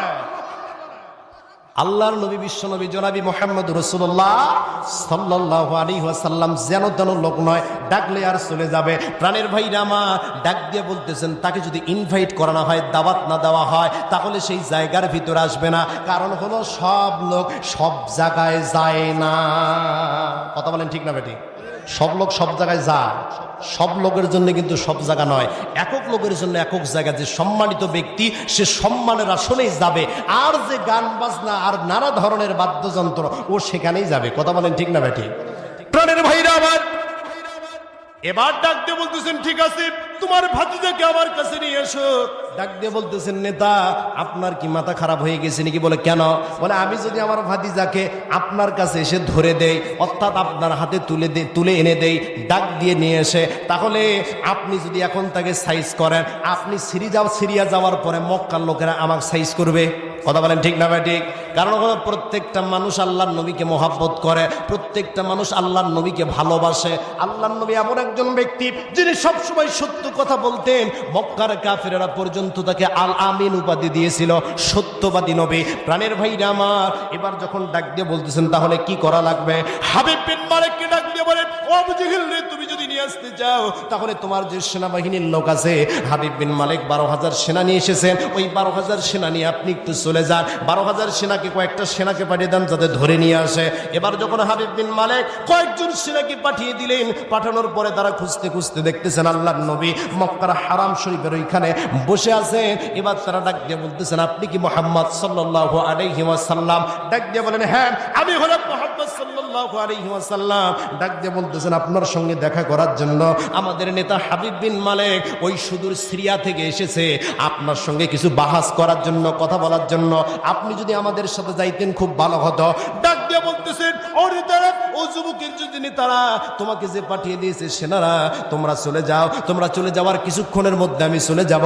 ওই যখন সেনাবাহিনী চলে গেলেন, আল্লাহর নবীর নামাজ পড়ে আল্লাহর দরবারে ডাক দিয়ে বলতেছেন, আল্লাহ গো, আমার সাইজ করার জন্য 1 নয় 2 নয় 12,000 সেনা সিরিয়া থেকে নিয়ে এসেছে। ও আল্লাহ, শক্তি দিয়ে তো আমি তাদের সাথে পারবো না। আল্লাহ আমাকে এমন জ্ঞান দান করুন, এলেম দান করুন, আমার তো কিছু নাই, যা আপনি দান করেন তাই নিয়ে আমি কথা বলতে পারে। ও আল্লাহ, এমন জ্ঞান আমাকে দান করুন যে জ্ঞান দিয়ে আমি ওই 12,000 সৈন্যের বিরুদ্ধে একা লড়াই করতে পারবো। সুবহানাল্লাহ পড়ে। প্রাণের ভাইরা আমার আল্লাহ কোরআনে বলেন, ইয়া আইয়ুহাল্লাযীনা আমানুস্তাঈনু বিস-সাবরি ওয়াস-সালাহ ইন্নাল্লাহা মা'আস সাবিরিন। দুনিয়ার মানুষ সাহায্য চাও দুইটা মাধ্যমে। নাম্বার 1 হলো সবর, অর্থাৎ ধৈর্য ধারণ করা। 2 নাম্বার হলো সালাত। আর আমরা বিপদে পড়লে এই দুইটা জিনিসে মনে হারায়। কথা বলেন ঠিক না বেটি? বলা হয় কে ভাই নামাজ পড়বেন না, মসজিদ সামনে দেন, নামাজ যে চিন্তা মাথার মধ্যে নামাজ আছে, আরো কথা বলেন না কেন? বলে না, এরকম কথা বলে না। কিন্তু আল্লাহ বলতেছেন প্রথমে ধৈর্য ধারণ করো, 2 নম্বরে সালাত আদায় করো। যত চিন্তা আছে, যত দুশ্চিন্তা আছে, সব দুশ্চিন্তা আমি আল্লাহ দূর করে দেবো। সুবহানাল্লাহ পড়ে। যুবক ভাইদের আজকে কষ্টের শেষ নাই। যেহেতু যুবকদের উদ্দেশ্যে আলোচনা, যুবকেরা মাহফিল আয়োজন করেছে, অনেক যুবককে দেখলাম মুসাফা করলো, যুবকদের নিয়েও কিছু আলোচনা করা দরকার। প্রাণের ভাইরা আমার আজকে যুবকদের কষ্টের শেষ নাই। আপনি ফেসবুকের ভিতরে চলে যান, এদের কষ্টের স্ট্যাটাস আর কষ্টের স্টোরি দেখলে নিজেরে কান্না পায়। কথা বলেন ঠিক না ভাই? ঠিক। এদের কষ্টের শেষ নয়। ক্লাস 8-এ পড়ে, 8ম শ্রেণীতে একটা যুবক ফেসবুকের ভিতরে ক্যাপশন দেয়, আজও মনের মানুষ পাইলাম না। মনে হয় ওর বয়স শেষ হয়ে গেছে, 70+। কথা বলেন ঠিক না ভাই? ঠিক। ক্লাস 8-এর বাচ্চা ক্যাপশন দেয়, আজও মনের মানুষ পাইলাম না। প্রাণের ভাইরা আমার শুধুমাত্র তাই নয়, এদের এত কষ্ট, আমি তো বলি আল্লাহ যুবকদের এত কষ্ট কেমনে হয়? এখনো বিয়ে করে নাই, ছেলের বাপ হয় নাই, এত কষ্ট কেন? এদের কষ্ট হলো একটাই, ওই যে একটা করে রিলেশন করে, প্রেম করে, ওই প্রেমে যখন ছেঁকা হয়, ছেঁকা খাওয়ার পরে বেকা হয় ফেসবুকে স্টোরি দেয়। কথা বলেন ঠিক না বেটে? বর্তমান যুবকদের ফ্যাশন শোনেন, এদের যদি কোনো কিছুই লাগবে না, ভাত লাগবে না, কাপড় লাগবে না, পরনে শার্ট লাগবে না, কিন্তু একটা মোবাইল লাগবে। কথা বলেন না কেন? কিছুই লাগবে না, বাবার কিনে দেওয়ার সামর্থ্য নাই, বাবার চাউল কিনে টাকা খাওয়ার সামর্থ্য নাই, আর ছেলের হাতে 30,000 টাকা দামি ফোন। কথা বলেন ঠিক না ঠিক? এটা বর্তমান সমাজের বাস্তবতা। বাবার কিনে দেওয়ার সামর্থ্য নাই, ছেলের হাতে 40,000 টাকা দামি ফোন। প্রাণের ভাইরা আমার, শুধুমাত্র তাই নয়, আমি মুসলিম আমতি করি নাকাইহাট পাখেরা বাইতুল ফালা জামে মসজিদ। ওই মসজিদের আমার একজন মুসল্লি আছে, খুব ভালোবাসে, ছেলে মানুষ, ইন্টার ফার্স্ট ইয়ারে পড়ে। ও সেই দিন এসে ডাক দিয়ে বলতেছেন, হুজুর এই যে ফোনটা দেখতে পাচ্ছেন, এই ফোনটা কিনেছি 37,000 টাকা দিয়ে। কয় হাজার? 37,000। আমি বললাম, আল্লাহ, এর বাবে তো এই 37,000 টাকা দিয়ে কেনার সামর্থ্য নাই। বললাম, তুমি 37,000 টাকা কই পাইলা? কে ফোন কিনে দিছে? বলে, হুজুর শরমাল লজ্জার কথা আর সে কথা বলেন না। হুজুর টাকা কই পাইলাম? শোনেন, আমি গিয়েছিলাম ঢাকাতে। বলে, ঢাকাতে কি কাজ করতে গিয়েছিলাম? যে হুজুর ঢাকাতে গিয়ে 1.5 মাস সাইটে কাজ করেছি, তারপরে ফোন কিনেছি। সাইটে রাজমিস্ত্রির কাজ করে 37,000 টাকা দিয়ে ফোন কিনছে। প্রাণের ভাইরা আমার, আমি তো বলি এই ফোনের কাজটা কি? একটা ইন্টার ফার্স্ট ইয়ারে যে ছেলেটা পড়ে, অথবা 9ম শ্রেণীতে পড়ে, 10ম শ্রেণীতে পড়ে, এদের ফোনের কোনো কাজ নাই। এদের ফোনের কাজ হলো একটাই, সুন্দর করে ফিল্টার মেরে ছবি তুলবে, আর তা ফেসবুক আর স্টোরিতে দিবে, টিকটকে দিবে। এদের চিন্তা ভাবনা হলো, যত ছবি ছাড়তে পারবো তত লাইক কমেন্ট আসবে, আমার মেয়ে ফলোয়ার বেড়ে যাবে। কথা বলে ঠিক না বেটে? এমন হয় না? প্রাণের ভাইরা আমার, যুবক ভাইদেরকে আমি বলতে চাই, যে যুবক ভাইরা এখানে রয়েছেন, আমাদেরকে রাব্বুল আলামিন সৃষ্টি করেছেন একটা মিশন নিয়ে, উদ্দেশ্য নিয়ে। মারা যাওয়ার সাথে সাথে প্রশ্ন করা হবে, যৌবনকাল কোন জায়গায় কাটিয়েছ? কোন মেয়ের পিছনে কাটিয়েছ? কোন গার্লস স্কুল ছুটি দিলে বাইক নিয়ে দাঁড়াইছিলা? কোন মেয়ের পিছনে পিছনে গিয়েছ? এই প্রশ্ন করা হবে। প্রাণের ভাইরা আমার, যে যুবক ভাইরা এখানে আছেন, নিজের চরিত্রকে যদি আপনি হেফাজত করেন, তাহলে আল্লাহ রাব্বুল আলামিন আপনার ঘরে একটা চরিত্র স্ত্রী দিবেন, চরিত্রবান স্ত্রী। কিন্তু আপনি যদি 10 ঘাটের পানি খান, তাহলে মনে করতে হবে আপনার স্ত্রী 12 ঘাটের পানি খায় আপনার ঘরে আসবে। কথা বলেন না কেন আপনারা? যুবক যদি 10 ঘাটের পানি খায়, ও চিন্তা করা লাগবে, আমি লেখা দিলাম, আর স্ত্রী 12 ঘাটের পানি খেয়ে আসবে। কথা বলেন না কেন? কারণ যে যেমন তার স্ত্রীও তেমন। কথা বলেন ঠিক না বেটি? তুমি যদি পবিত্র থাকো, আল্লাহ রাব্বুল আলামিন পবিত্র স্ত্রী সন্ধান করে দিবেন। আর যদি তুমি পবিত্র না থাকো, মনে করবো অপবিত্রই তোমার ঘরে আসবে। কথা বলেন ঠিক না বেটি? এই জন্য চরিত্র পবিত্র রাখার দরকার আছে না নাই? জোরে বলেন আছে না নাই? শুধু যুবকদের বলে কি হবে, যুবতী বোনদের অবস্থা খারাপ। প্রাণের ভাই আমার, পদ্মা তো পদ্মার কথা নাই বললাম, আমার মতো কত হুজুর পদ্মার ওয়াজ করতে করতে স্টেজে হার্ট অ্যাটাক করে মারা গিয়েছে। আমাদের গাইবান্ধার বক্তা আব্দুল্লাহ খান সারাফি সারাটা জীবন পদ্মার ওয়াজ করেছে। 2014 সালে টাঙ্গাইলের ভূমিতে গিয়ে নভেম্বরের একটা মাহফিলে পদ্মার ওয়াজ করতে করতে স্টেজে হার্ট অ্যাটাক করে মারা গিয়েছে। এরপরও বাংলাদেশে পদ্মা কাম হয় নাই। আগে পদ্মা ছিল একরকম, এখন পদ্মা হলো আর এক রকম। এমন বোরকা পরে যে বোরকা পরলে আরো যুবকদের আকর্ষণ বাড়ে। বোরকার নিয়ম হলো কালো বোরকা, ঢিলে ঢালা বোরকা। আর বর্তমানে এমন বোরকা পরা হয়, যুবতী বোনেরা আমার একটু খেয়াল করে দেখেন, আল্লাহ রাব্বুল আলামিন যৌবন দিয়েছেন, এটা চিরকাল থাকবে না। এই যৌবনকাল সম্পর্ক প্রশ্ন করা হবে। প্রেম প্রীতির জ্বালা যায় যদি আপনি নিজের যৌবনকাল নষ্ট করে ফেলেন, বুঝতে হবে আল্লাহর আদালতে আপনাকে অবশ্যই জবাবদিহি করতে হবে। প্রেম প্রীতির জ্বালা মোবাইলের মেহালা, প্রেম প্রীতির জ্বালা মোবাইলের মেহালা। এখন আর চিঠি লেখা লাগে না, হায়রে এখন আর চিঠি লেখা লাগে না। মোবাইল ফোন আসিল কি দোলাহা লাগিল, ফজরের ঘুম তো মাইয়ার ভাঙে না। হায়রে মোবাইল ফোন আসিল কি দোলাহা লাগিল, ফজরের ঘুম তো বাবার ভাঙে না। কথা বলেন ঠিক না বা ঠিক? পোলায় সারা রাত জাগিয়া ফোনে কথা বলিয়া, মাইয়া সারা রাত জাগিয়া ফোনে কথা বলিয়া, পড়াশোনা মাইয়ার ভালো লাগে না। হায়রে পড়াশোনা বাবার ভালো লাগে না। মোবাইল ফোন আসিল কি দোলাহা লাগিল, ফজরের ঘুম তো মাইয়ার ভাঙে না। যুবকেরা আওয়াজ দিয়ে কথা বলেন ঠিক না ঠিক? এমন আছে না? মিথ্যা কথা বললাম, মন খারাপ করলেন আপনারা। প্রাণের ভাইরা আমার খেয়াল করেন, আল্লাহ নবী দোয়া করতেছেন আল্লাহর দরবারে, আল্লাহ গো দয়া করে মায়া করে যে 12,000 সৈন্য নিয়ে এসেছে তাদের বিরুদ্ধে দাঁড়াবার জন্য আমাকে ইলম দান করেন। এবার যখন আল্লাহর নবী যাচ্ছেন ওই মঞ্চের দিকে, আবু বকর পেছন থেকে ডাক দিয়ে বলেন, ইয়া রাসূলুল্লাহ, ইয়া হাবিব আল্লাহ নবী আমার, আপনি ওইখানে যাবেন না, অবস্থা খুব খারাপ ইয়া রাসূলুল্লাহ, আপনি যাবেন না ইয়া রাসূলুল্লাহ। কারণ হলো আপনাকে সাইজ করার জন্য, আপনাকে ধরার জন্য 1 নয় 2 নয় 12,000 সৈন্য এসেছে। আপনি যদি যান তাহলে অবস্থা শেষ হয়ে যাবে, আপনাকে আটকে দিবে। আল্লাহর নবী ডাক দিয়ে বলতেছেন, আবু বকর রে, তুমি আমাকে ভালোবাসো, মহব্বত করো, ভালো কথা, কিন্তু আমি একজনের দরবারে সাহায্য চেয়েছি, আর সেইটা এমন দরবার, ওই আল্লাহ রাব্বুল আলামিন যদি আমার সাথে থাকেন, গোটা পৃথিবীর মানুষ যদি আমার বিপক্ষে দাঁড়িয়ে যায়, এরপরও আমার চিন্তা করার মতো কোনো কারণ নাই। কথা বলেন ঠিক না ভাই? আল্লাহ যদি কাউকে সম্মানিত করে, ইজ্জত দেয়, পৃথিবীর সব মানুষ মিলে যদি তাকে বেইজ্জতি করতে চায়, বলেন তো পারবে? জোরে বলেন পারবে? কারণ সম্মানের ইজ্জত দেওয়ার মালিক কে? জোরে বলেন কে? প্রাণের ভাইরা আমার, আল্লাহর নবী মঞ্চে গেলেন। মঞ্চে যাওয়ার পরে আল্লাহর নবীকে অভিবাদন জানানো হলো না, শুভেচ্ছা জানানো হলো না, কিন্তু প্রত্যেকটা মানুষের ভিতরে একটা মৌন নীরবতা বাড়ানো হলো। এমন একটা নীরবতা, যেই নীরবতাটা হলো প্রত্যেকে চিন্তা করতে যাহারে, আমাদের আল আমিন তো যেন তেন লোক নয়, এইদিকে হাবিব বিন মালিকও যেন তেন লোক নয়। আজকে কে জানি জিতে, কে জানি জিতে, এই চিন্তা ভাবনা প্রত্যেকটা মানুষের অন্তরের ভিতরে জায়গা করে দিচ্ছে, চুপ করে আছে। আল্লাহর নবী যাইতে যাইতে যখন স্টেজের সামনে চলে গেলেন, আল্লাহর নবীর ওই সুন্দর চেহারা দেখে, সাত মুখখানা দেখে হাবিব বিন মালিক নিজের সিয়ার থেকে দাঁড়িয়ে গেছে। দাঁড়িয়ে যাবার পরে আল্লাহর নবীকে বললেন, আপনি উপরে চলে আসুন। আল্লাহর নবী বিশ্ব নবী জনাবি মুহাম্মদুর রাসূলুল্লাহ সাল্লাল্লাহু আলাইহি সাল্লাম যখন উপরে চলে গেলেন, উপরে যাবার পরে নিজের চেয়ারটা ছেড়ে দিয়ে ডাক দিয়ে বলতেছে, মুহাম্মদ সাল্লাল্লাহু আলাইহি ওয়াসাল্লাম, আপনি আমার চেয়ারটাতে বসুন। আল্লাহু আকবার বলেন।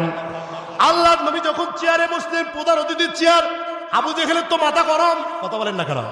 আবু জেহেলের মাথা গরম। নেতার কানে কানে ডাক দিয়ে বলতেছেন, নেতা, এটা আপনি কি কাজ করলেন? আমরা তো এসেছিলাম, আমি যে বুদ্ধি করেছিলাম আপনি ওই চেয়ারে থাকবেন, আমি এই চেয়ারে থাকবো, আর ও যখন আসবে জমিনে বসে অপমান করব, আর আপনি নিজের চেয়ারটা ছেড়ে দিলেন, বুঝতে পারলাম না। এবার হাবিব বিন মালিক ডাক দিয়ে বলেন, আবু জেহেল রে, ওকে কাছে টেনে অপমান করব। আল্লাহু আকবার বলেন। প্রাণের ভাইরা আমার, আবু জেহেল মনে মনে চিন্তা করলো, নেতা যেহেতু চেয়ার থেকে দাঁড়িয়ে গেছে, তার মানে আমি কর্মীর আর বসে থাকার কোনো সুযোগ নাই। ও এখন আস্তে করে দাঁড়াইতেছে, আর ওই হাবিব বিন মালিককে রৌপ্য খচিত চেয়ার, সভাপতির চেয়ারে বসাইছে, আর তো উপরে কোনো চেয়ার নাই। ওই যে বুদ্ধি করে রেখেছিল অতি চালাকের গলায় ধরে, উপরে আর কোনো চেয়ার নাই। আবু জেহেল এবার আস্তে আস্তে জমিনের ভিতরে ডাবায় গেছে। প্রাণের ভাইরা আবার আপনারা বলেন তো, যে আল্লাহ রাব্বুল আলামিন ওই হাবিব বিন মালিককে প্রধান অতিথির চেয়ার থেকে আরেক চেয়ারে বসাতে পারে, আল্লাহ নবীকে জমিন থেকে চেয়ারে বসাতে পারে, আর আবু জেহেলের মতো নেতাকে ওই চেয়ার থেকে জমিনে নামাতে পারে, ওই আল্লাহ এখনো আছে না? না, আল্লাহ এখনো আছে না? জোরে বলেন, আছে না? না। প্রাণের ভাইরা আমার, এবার যখন আল্লাহর নবী বসে গেলেন, প্রশ্ন শুরু হয়ে গেল। আল্লাহর নবীকে বলা হচ্ছে, বলো তো, আমি শুনলাম তুমি নাকি নিজেকে নবী হিসাবে দাবি করো, তুমি নাকি নিজেকে রাসূল হিসাবে দাবি করো। আল্লাহর নবী ডাক দিয়ে বলেন, কে বললো তোমাকে এই কথা? তোমার প্রথম প্রশ্নটাই ভুল। বলে কেমনে ভুল? বলে আমি তো নিজেকে নবী হিসাবে দাবি করি না, আল্লাহ রাব্বুল আলামিন আমাকে নিজে নবুয়তের দায়িত্ব দিয়েছেন। সুবহানাল্লাহ পড়েন। মা কানা মুহাম্মাদুন আবা আহাদিম মির রিজালিকুম ওয়ালাকিন রাসূলুল্লাহি ওয়া খাতামান নাবিয়িন। আল্লাহ বলতেছেন, মুহাম্মদ সাল্লাল্লাহু আলাইহি ওয়াসাল্লাম তোমাদের মধ্যে কারো কোনো পুরুষের পিতা নন, বরং তিনি আল্লাহর পক্ষ থেকে প্রেরিত একজন রাসূল এবং আর সর্বশেষ নবী। তারপরে এই পৃথিবীতে আর কোনো নবী আসবে না। কথা বলে ঠিক না? মানে প্রাণের ভাইরা আমার, ডাক দিয়ে বলতেছেন, আমি তো নিজেকে নবী হিসেবে দায়িত্ব দিয়েছেন। এবার ডাক দিয়ে বলতেছেন, ঠিক আছে বুঝলাম, তোমাকে আমি 3টা প্রশ্ন করব। একটা হলো শরীয়ত থেকে প্রশ্ন, 2 নাম্বার হলো মারেফাত থেকে প্রশ্ন, 3 নাম্বার হলো আত্মাধিক প্রশ্ন। এই 3টা প্রশ্ন আমি তোমাকে করব। যদি 3টা প্রশ্নের উত্তর তুমি সঠিকভাবে দিতে পারো, বিশ্বাস করে নেব তুমি আল্লাহর নবী, আর যদি না দিতে পারো, বিশ্বাস করব না তুমি আল্লাহর নবী। প্রাণের ভাইরা আমার, এই 3টা প্রশ্নের উত্তর আপনারা শুনতে চান কি চান না? জোরে বলেন, চান কি চান না? তার আগে আমি আপনাদের কাছে একটা প্রস্তাব দিতে চাই। আজকের যে মাহফিলটা করা হলো, এই যে এত সুন্দর আয়োজন, আহার এত সুন্দর লাইটিং করেছে, স্টেজের ব্যবস্থা করেছে, আলেম ওলামাদেরকে ডাক দিয়েছে। প্রাণের ভাইরা আমার, এই আলোচনাতে আমি আর 20 থেকে 30 মিনিট যদি থাকি, অথবা 20 মিনিট 15 মিনিট থাকি, আপনারা আমার সাথে থাকবেন তো? একটু জোরে বলেন, থাকবেন তো? কারা কারা থাকবেন একটু হাত তোলেন, বলেন ইনশাআল্লাহ। ওয়াদা দিলেন তো ইনশাআল্লাহ? ওয়াদা ভঙ্গকারী কি মুনাফিক। এই কাজ কিন্তু করা যাবে না। যারা ওয়াদা দিয়েছেন প্রয়োজন ছাড়া, প্রয়োজন মানে হলো 1 আর 2, কথা বলেন ঠিক না ভাই ঠিক? এই 1-2 এর প্রয়োজন ছাড়া একটা লোক আর উঠবেন না। প্রাণের ভাইরা আমার আলোচনা দীর্ঘ নয়, এত সুন্দর যে আয়োজনটা করা হলো, বলেন তো এখানে টাকা পয়সার খরচ আছে না নাই? জোরে বলেন আছে না নাই? প্রাণের ভাইরা আমার, এই যে আপনাদের বাড়ির পাশে বাইতুন নাজাত জামে মসজিদ, এই মসজিদের কি কাজ হচ্ছে নাকি? এই মসজিদের উন্নয়ন করবে আজকের এই মাহফিলটা করা হয়েছে। প্রাণের ভাইরা আমার, আমি দেখতে চাই অবশ্যই 2টা ঘটনা। ওইদিকে হযরত ওমরেরও বিচার বাকি আছে, কথা বলেন ঠিক না ভাই ঠিক? বিচার না করি বাড়ি যাওয়া যাবে? এইদিকে আবার 3টা প্রশ্ন। অবশ্যই আমি আপনাদের সামনে 2টা ঘটনাই বলবো, তারপরে স্টেজ থেকে নামবো। প্রাণের ভাইরা আমার, তার আগে আমি দেখতে চাই কোন ভাই আছেন এই মাহফিলের জন্য, এই প্রোগ্রামের জন্য হুজুর আমি 10,000 টাকা দান করব। ও হুজুর, আমার মা কবরের ভিতরে ঘুমিয়ে আছে, বাবা কবরের ভিতরে ঘুমিয়ে আছে, হুজুর আমি 10,000 টাকা দান করব। কোরআনকে ভালোবেসে, কোরআনকে মহব্বত করে আল্লাহর মসজিদে দান করে দেব। আর এই দান যদি আপনি করেন, এই দান আপনার বিফলে যাবে না। আল্লাহর নবী বলতেছেন, যদি কোনো ব্যক্তি দান করে, দান করার কারণে আল্লাহ রাব্বুল আলামিন তার হায়াত এবং তার বিপদ আপদগুলো কেটে দেন। সুবহানাল্লাহ পড়েন। প্রাণের ভাইরা আমার, আমি দেখতে চাই কোন ভাই আছেন আমার হুজুর 10,000 টাকা দান করব। মসজিদকে ভালোবেসে এমন লোক কি এখানে নাই? অনেক লোক আছেন, টাকা পয়সা অনেক জায়গায় কিন্তু চলে যায়, কিন্তু যদি আমরা এই জায়গায় এই ব্যাংকের ভিতরে রাখতে পারি তাহলে আমাদের লাভটা কি? এখানে ব্যাংকের ভিতরে যদি রাখা হয়, দুনিয়ার ব্যাংকে টাকা রাখলে লাভ বাড়ে, অনেক টাকা দেয়, কিন্তু ওই টাকা মৃত্যু মারা যাবার সাথে সাথে শেষ, কথা বলেন ঠিক না ভাই ঠিক? মারা যাবার সাথে সাথে শেষ। যদি আপনি এই ব্যাংকের ভিতরে আল্লাহর ব্যাংকে টাকা রাখেন, তাহলে আপনার উপকারটা কি হবে? উপকারটা হচ্ছে আল্লাহ রাব্বুল আলামিন বলতেছেন, এই টাকা রাখলে আল্লাহ রাব্বুল আলামিন ডাক দিয়ে বলেন, ও দুনিয়ার মানুষেরা, যদি এই টাকাটা রাখতে পারো, শুধু দুনিয়াতে নয়, কিয়ামতের আদালতে পর্যন্ত এই টাকাটা তোমাদের ব্যাংকে বাড়তেই থাকবে। সুবহানাল্লাহ পড়ে। প্রাণের ভাইরা, আপনারা নিয়ত করে নেন। আমি একটু ঘটনার দিকে যাচ্ছি। 3টা প্রশ্ন করবে। নাম্বার 1 প্রশ্ন করা হবে আমিরুল মুমিনিন হযরত ওমর। এবার নাম্বার 1 আবু জেহেলের যে হাবিব বিন মালিক প্রশ্ন করতেছে। খেয়াল আছে আপনাদের? এর জোরে বলেন, খেয়াল আছে আপনাদের? খারাপ আলোচনা শেষ করে দেবো কি? আলোচনা শেষ করে দেবো? আর কি 10 মিনিট থাকবে ইনশাআল্লাহ? তাকবীর লিল্লাহি তাকবীর, লিল্লাহি তাকবীর। প্রাণের ভাই আমার একটু খেয়াল করেন।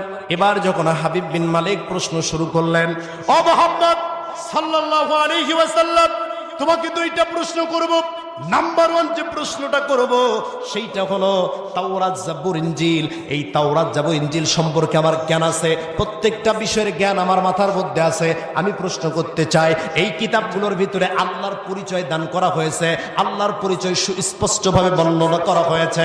আমি বলতে চাই, বলো তো, তুমি যে নিজেকে নবী হিসেবে দাবি করো, বলতেছো তুমি আল্লাহর পক্ষ থেকে একজন রাসূল, আমি তোমাকে বলতে চাই, এই রাসূল যে দাবি করতেছো, তুমি একটু আল্লাহর পরিচয়টা একটু আমাকে জানায় দাও।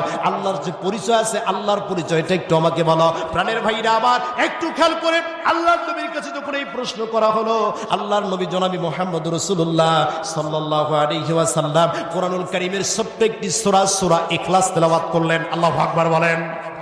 সূরা ইখলাস তেলাওয়াত করলেন। কুল হুয়াল্লাহু আহাদ, আল্লাহুস সামাদ, লাম ইয়ালিদ ওয়া লাম ইউলাদ ওয়া লাম ইয়াকুল লাহু কুফুয়ান আহাদ। আল্লাহর নবীকে বলা হচ্ছে, হে রাসূল আপনি বলে দেন, কুল, হে রাসূল আপনি বলেন, আল্লাহ রাব্বুল আলামিন এক, তার কোনো শরীক নাই, তিনি অমুখাপেক্ষী, সবাই তার মুখাপেক্ষী, কিন্তু তিনি অমুখাপেক্ষী। তিনি কাউকে জন্ম দেন নাই, আবার কারো কাছ থেকে জন্মগ্রহণ করেন নাই, তার সমকক্ষ পৃথিবীতে কেউ নাই। এবার যখন তিনি আল্লাহর পরিচয়টা দিয়ে দিলেন, এবার ডাক দিয়ে বলতেছেন, ও মুহাম্মদ সাল্লাল্লাহু আলাইহি ওয়াসাল্লাম, ঠিক আছে, তোমার প্রথম প্রশ্নের উত্তর ঠিক আছে, তুমি যে উত্তরটা দিয়েছো এটা তাওরাতেও আছে, জাবুরেও আছে, ইনজিলেও অনুরূপ ভাবে আছে। সুবহানাল্লাহ পড়েন। এবার ডাক দিয়ে বলতেছেন, 2 নাম্বার প্রশ্ন করতে চাই। নাম্বার 2 প্রশ্নটা, যে প্রশ্নটা করতে চাই সেইটা হলো, আমি প্রশ্নটা হলো যে তুমি যে নিজেকে নবী হিসেবে দাবি করতে, এই নবী হিসেবে দাবি করার কারণে মুসা আলাইহিস সালাতু ওয়াস সালামকে আল্লাহ মুজিজা দান করেছিলেন, ঈসা আলাইহিস সালাতু ওয়াস সালামকে আল্লাহ মুজিজা দান করেছিলেন, প্রত্যেকটা নবীকে মুজিজা দান করেছিলেন।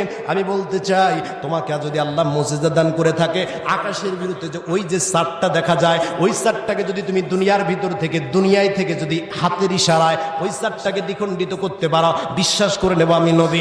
এই প্রশ্ন যখন করছে, আবু জেহেল স্টেজের উপরে উঠে কানে কানে ডাক দিয়ে বলছেন, নেতা এগুলা প্রশ্ন করেন না, এগুলাতে আমার ভাতিজা ফার্স্ট। আল্লাহু আকবার বলে, এমন প্রশ্ন আপনি করবেন না।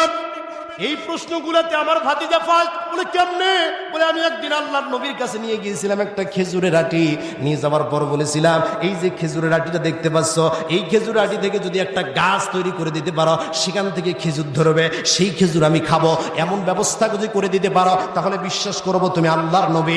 আমার ভাতিজা ওই খেজুরের আটিটা নিয়ে আল্লাহর আদেশে কি কি যেন বললেন, আর একটা গাছ হলো, ওই খেজুর যখন আমাকে দিল, ওই খেজুর আমাকে দিয়েছিল, আল্লাহর নবী যখন খেজুর দিলেন, আবু জেহেল ডাক দিয়ে বলতেছেন ভাতিজা রে, তোমাকে জানতাম জাদুকর, কিন্তু তুমি যে এত বড় জাদুকর এটা আমি জানতাম না।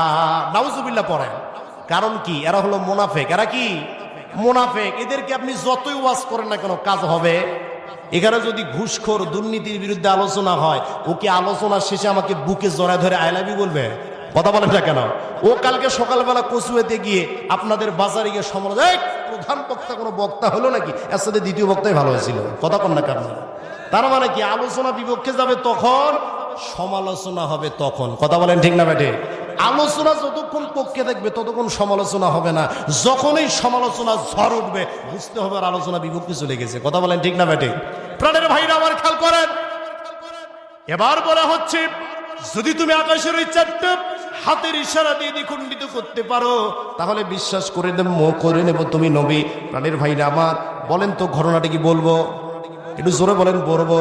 তার আগে যে বিষয়টা বারবার আমাকে বলা হয়েছে, হুজুর মাদ্রাসা মসজিদের কালেকশন একটু করা লাগবে।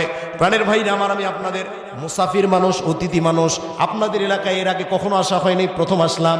প্রাণের ভাইরা আমার, এই জন্য আমি দেখতে চাই কোন ভাই আছেন মসজিদের জন্য 10,000 টাকা 5,000 টাকা দান করবেন।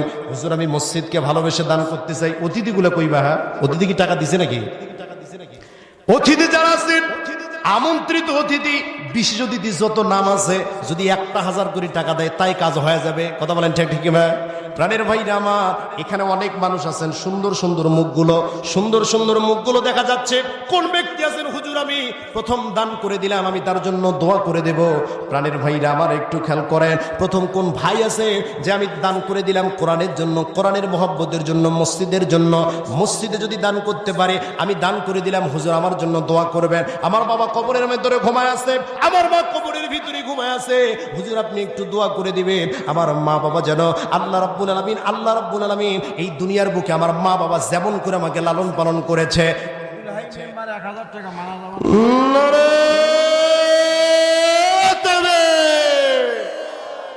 তাকবীর যত দিয়েছি টাকাও তত দেওয়া লাগবে। প্রাণের ভাইরা আমার সম্মানিত আব্দুল হাই মেম্বার, 1000 মানা যায় না? আমার সম্মানিত আঙ্কেল সাহেব 1000 মানা যায় না?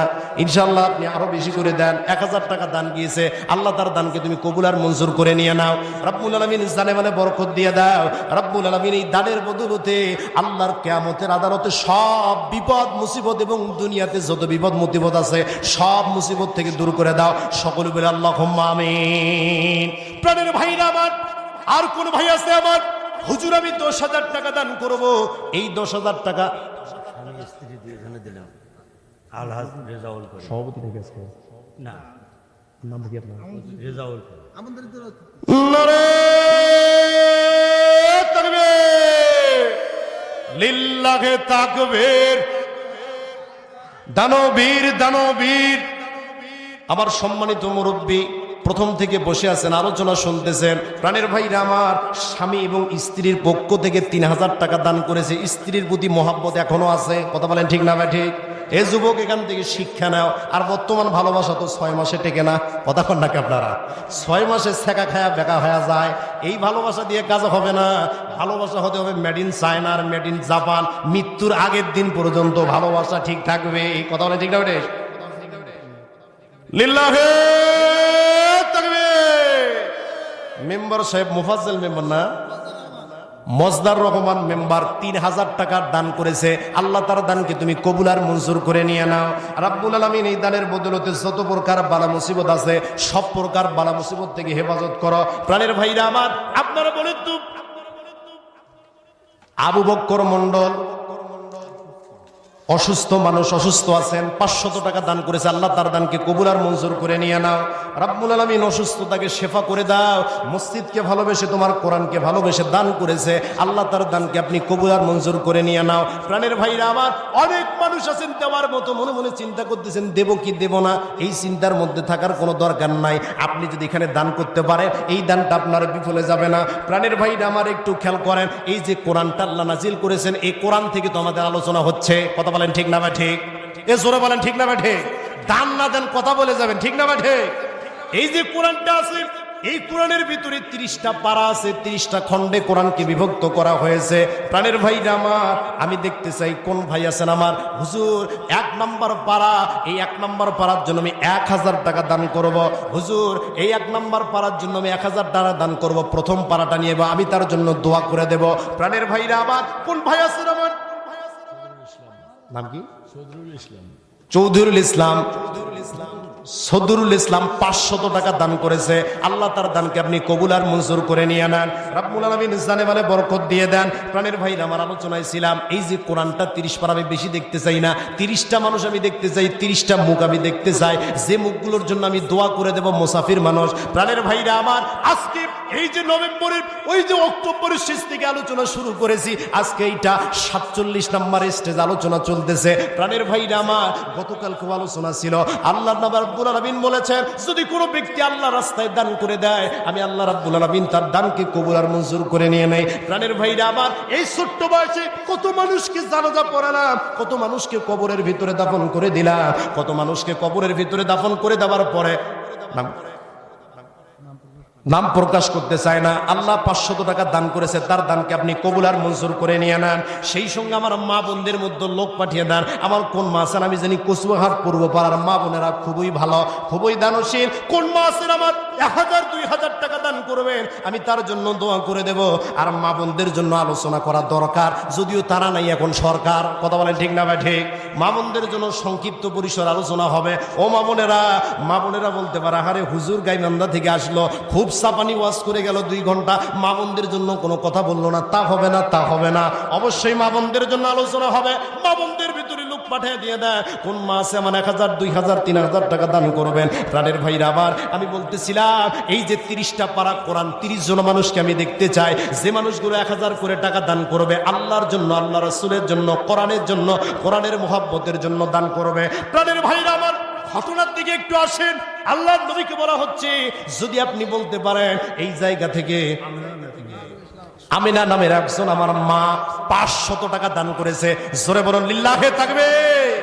আল্লাহ আমার মার দানকে আপনি কবুল আর মঞ্জুর করে নিয়ে না। ও আল্লাহ, সংসারের ভিতরে শান্তি দিয়ে দেন। অবসরপ্রাপ্ত আর্মি বাবলু 1000 টাকা দান করেছে, জোরে বলেন মারহাবা। 30 জন মানুষ দেখতে চেয়েছিলাম, গণনা শুরু হয়ে গেল। 1 নাম্বার ব্যক্তি প্রথম পারা নিয়েছে, 1000 টাকা দান করেছে। প্রাণের ভাইরা আমার, আমি 2 নাম্বার ব্যক্তি দেখতে চাই। প্রাণের ভাইরা আবার, আলোচনায় ছিলাম, আলোচনাও চলবে, দানও চলবে। কথা বলেন ঠিক না বেটি? দুটাই চলবে। কথা বলেন না আপনারা?